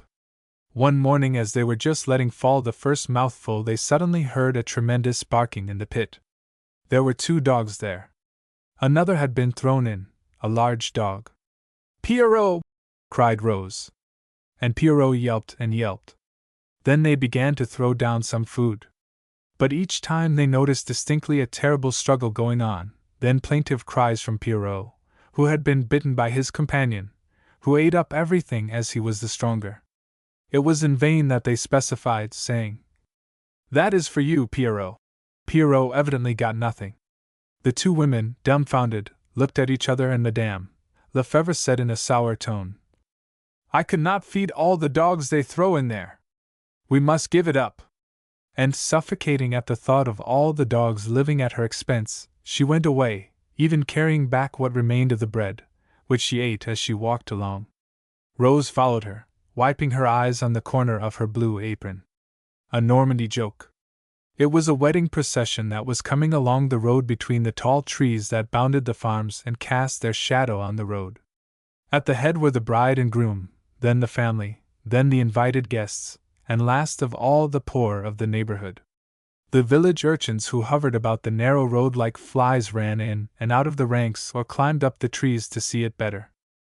The bridegroom was a good-looking young fellow, Jean Patou, the richest farmer in the neighborhood, but he was, above all things, an ardent sportsman who seemed to take leave of his senses in order to satisfy that passion, and who spent large sums on his dogs, his keepers, his ferrets, and his guns.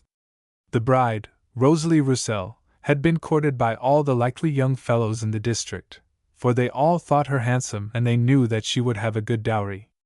But she had chosen Patou, partly, perhaps, because she liked him better than she did the others, but still more, like a careful Normandy girl, because he had more crown pieces. As they entered the white gateway of the husband's farm, 40 shots resounded without their seeing those who fired, as they were hidden in the ditches. The noise seemed to please the men, who were slouching along heavily in their best clothes, and Patou left his wife, and running up to a farm servant whom he perceived behind a tree, took his gun and fired a shot himself, as frisky as a young colt.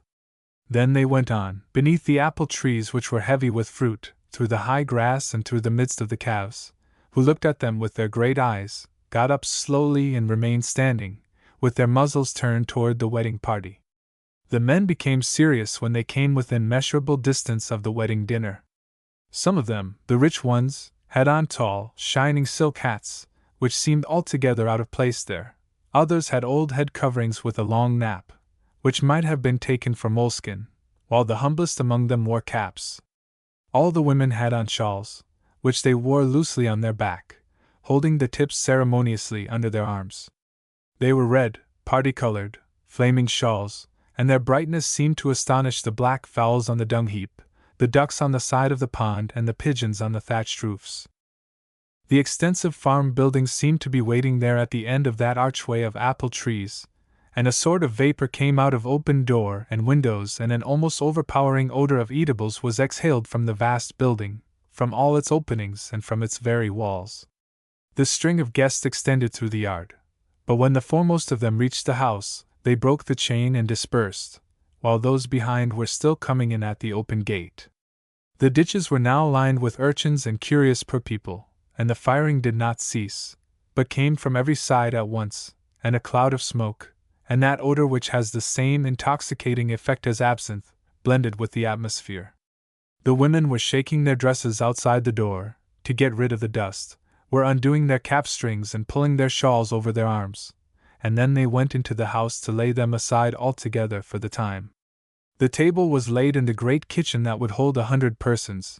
They sat down to dinner at 2 o'clock, and at 8 o'clock they were still eating, and the men, in their shirt sleeves, with their waistcoats unbuttoned and with red faces, were swallowing down the food and drink as if they had been whirlpools. The cider sparkled merrily, clear and golden in the large glasses, by the side of the dark, blood-colored wine, and between every dish they made a hole, the Normandy hole, with a glass of brandy which inflamed the body and put foolish notions into the head. Low jokes were exchanged across the table until the whole arsenal of peasant wit was exhausted. For the last 100 years the same broad stories had served for similar occasions, and although every one knew them, they still hit the mark and made both rows of guests roar with laughter. At one end of the table 4 young fellows, who were neighbors, were preparing some practical jokes for the newly married couple, and they seemed to have got hold of a good one by the way they whispered and laughed, and suddenly one of them, profiting by a moment of silence, exclaimed, "The poachers will have a good time tonight, with this moon. I say, Jean, you will not be looking at the moon, will you?" The bridegroom turned to him quickly and replied, "Only let them come, that's all."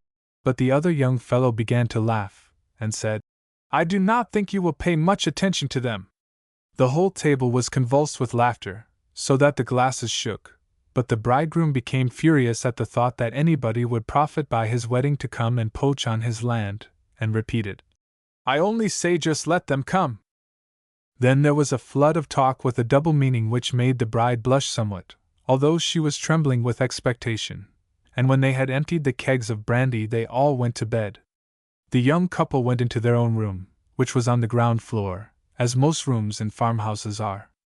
As it was very warm, they opened the window and closed the shutters. A small lamp in bad taste, a present from the bride's father, was burning on the chest of drawers, and the bed stood ready to receive the young people. The young woman had already taken off her wreath and her dress, and she was in her petticoat, unlacing her boots, while Jean was finishing his cigar and looking at her out of the corners of his eyes. Suddenly, with a brusque movement, like a man who is about to set to work, he took off his coat. She had already taken off her boots, and was now pulling off her stockings, and then she said to him, "Go and hide yourself behind the curtains while I get into bed." He seemed as if he were about to refuse, but at last he did as she asked him, and in a moment she unfastened her petticoat, which slipped down, fell at her feet and lay on the ground. She left it there, stepped over it in her loose chemise and slipped into the bed, whose springs creaked beneath her weight. He immediately went up to the bed, and stooping over his wife, he sought her lips, which she hid beneath the pillow, when a shot was heard in the distance, in the direction of the forest of rapes, as he thought. He raised himself anxiously, with his heart beating, and running to the window, he opened the shutters. The full moon flooded the yard with yellow light, and the reflection of the apple trees made black shadows at their feet, while in the distance the fields gleamed, covered with the ripe corn. But as he was leaning out, listening to every sound in the still night, two bare arms were put round his neck, and his wife whispered, trying to pull him back, "Do leave them alone, it has nothing to do with you. Come to bed."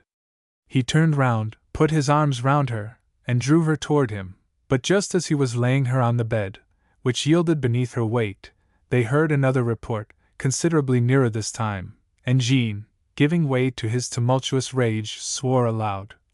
"Damn it! They will think I do not go out and see what it is because of you.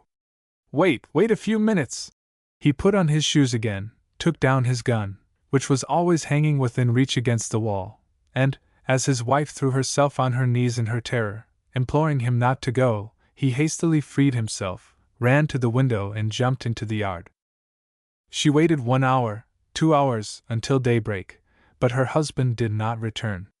Then she lost her head, aroused the house, related how angry Jean was, and said that he had gone after the poachers, and immediately all the male farm servants, even the boys, went in search of their master. They found him 2 leagues from the farm, tied hand and foot, half dead with rage, his gun broken, his trousers turned inside out, and with 3 dead hairs hanging round his neck, and a placard on his chest with these words: "Who goes on the chase loses his place."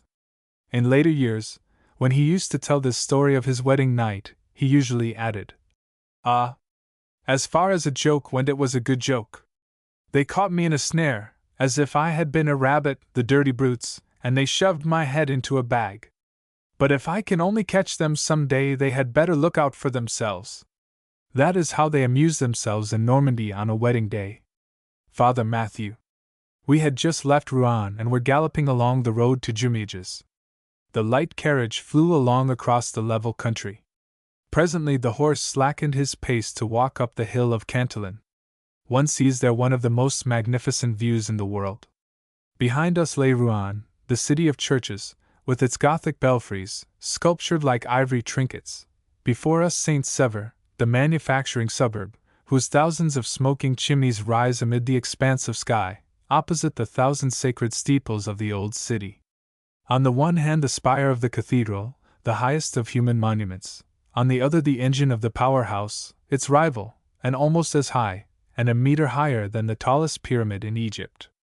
Before us wound the Seine, with its scattered islands and bordered by white banks, covered with a forest on the right and on the left immense meadows, bounded by another forest yonder in the distance.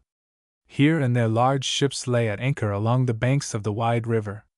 3 enormous steamboats were starting out, one behind the other, for Havre, and a chain of boats, a bark, 2 schooners and a brig, were going upstream to Rouen, drawn by a little tug that emitted a cloud of black smoke. My companion, a native of the country, did not glance at this wonderful landscape, but he smiled continually. He seemed to be amused at his thoughts. Suddenly he cried, "Ah, you will soon see something comical, Father Matthew's chapel. That is a sweet morsel, my boy." I looked at him in surprise.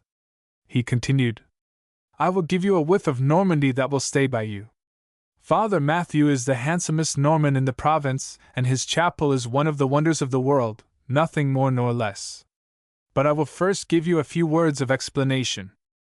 Father Matthew, who is also called Father La Boisson, is an old sergeant major who has come back to his native land. He combines in admirable proportions, making a perfect whole, the humbug of the old soldier and the sly roguery of the Norman. On his return to Normandy, thanks to influence and incredible cleverness, he was made doorkeeper of a votive chapel, a chapel dedicated to the Virgin and frequented chiefly by young women who have gone astray. He composed and had painted a special prayer to his good Virgin. This prayer is a masterpiece of unintentional irony, of Norman wit, in which jest is blended with fear of the saint and with the superstitious fear of the secret influence of something. He has not much faith in his protectress, but he believes in her a little through prudence, and he is considerate of her through policy. This is how this wonderful prayer begins. Our good Madam Virgin Mary, natural protectress of girl mothers in this land and all over the world, protect your servant who erred in a moment of forgetfulness. It ends thus.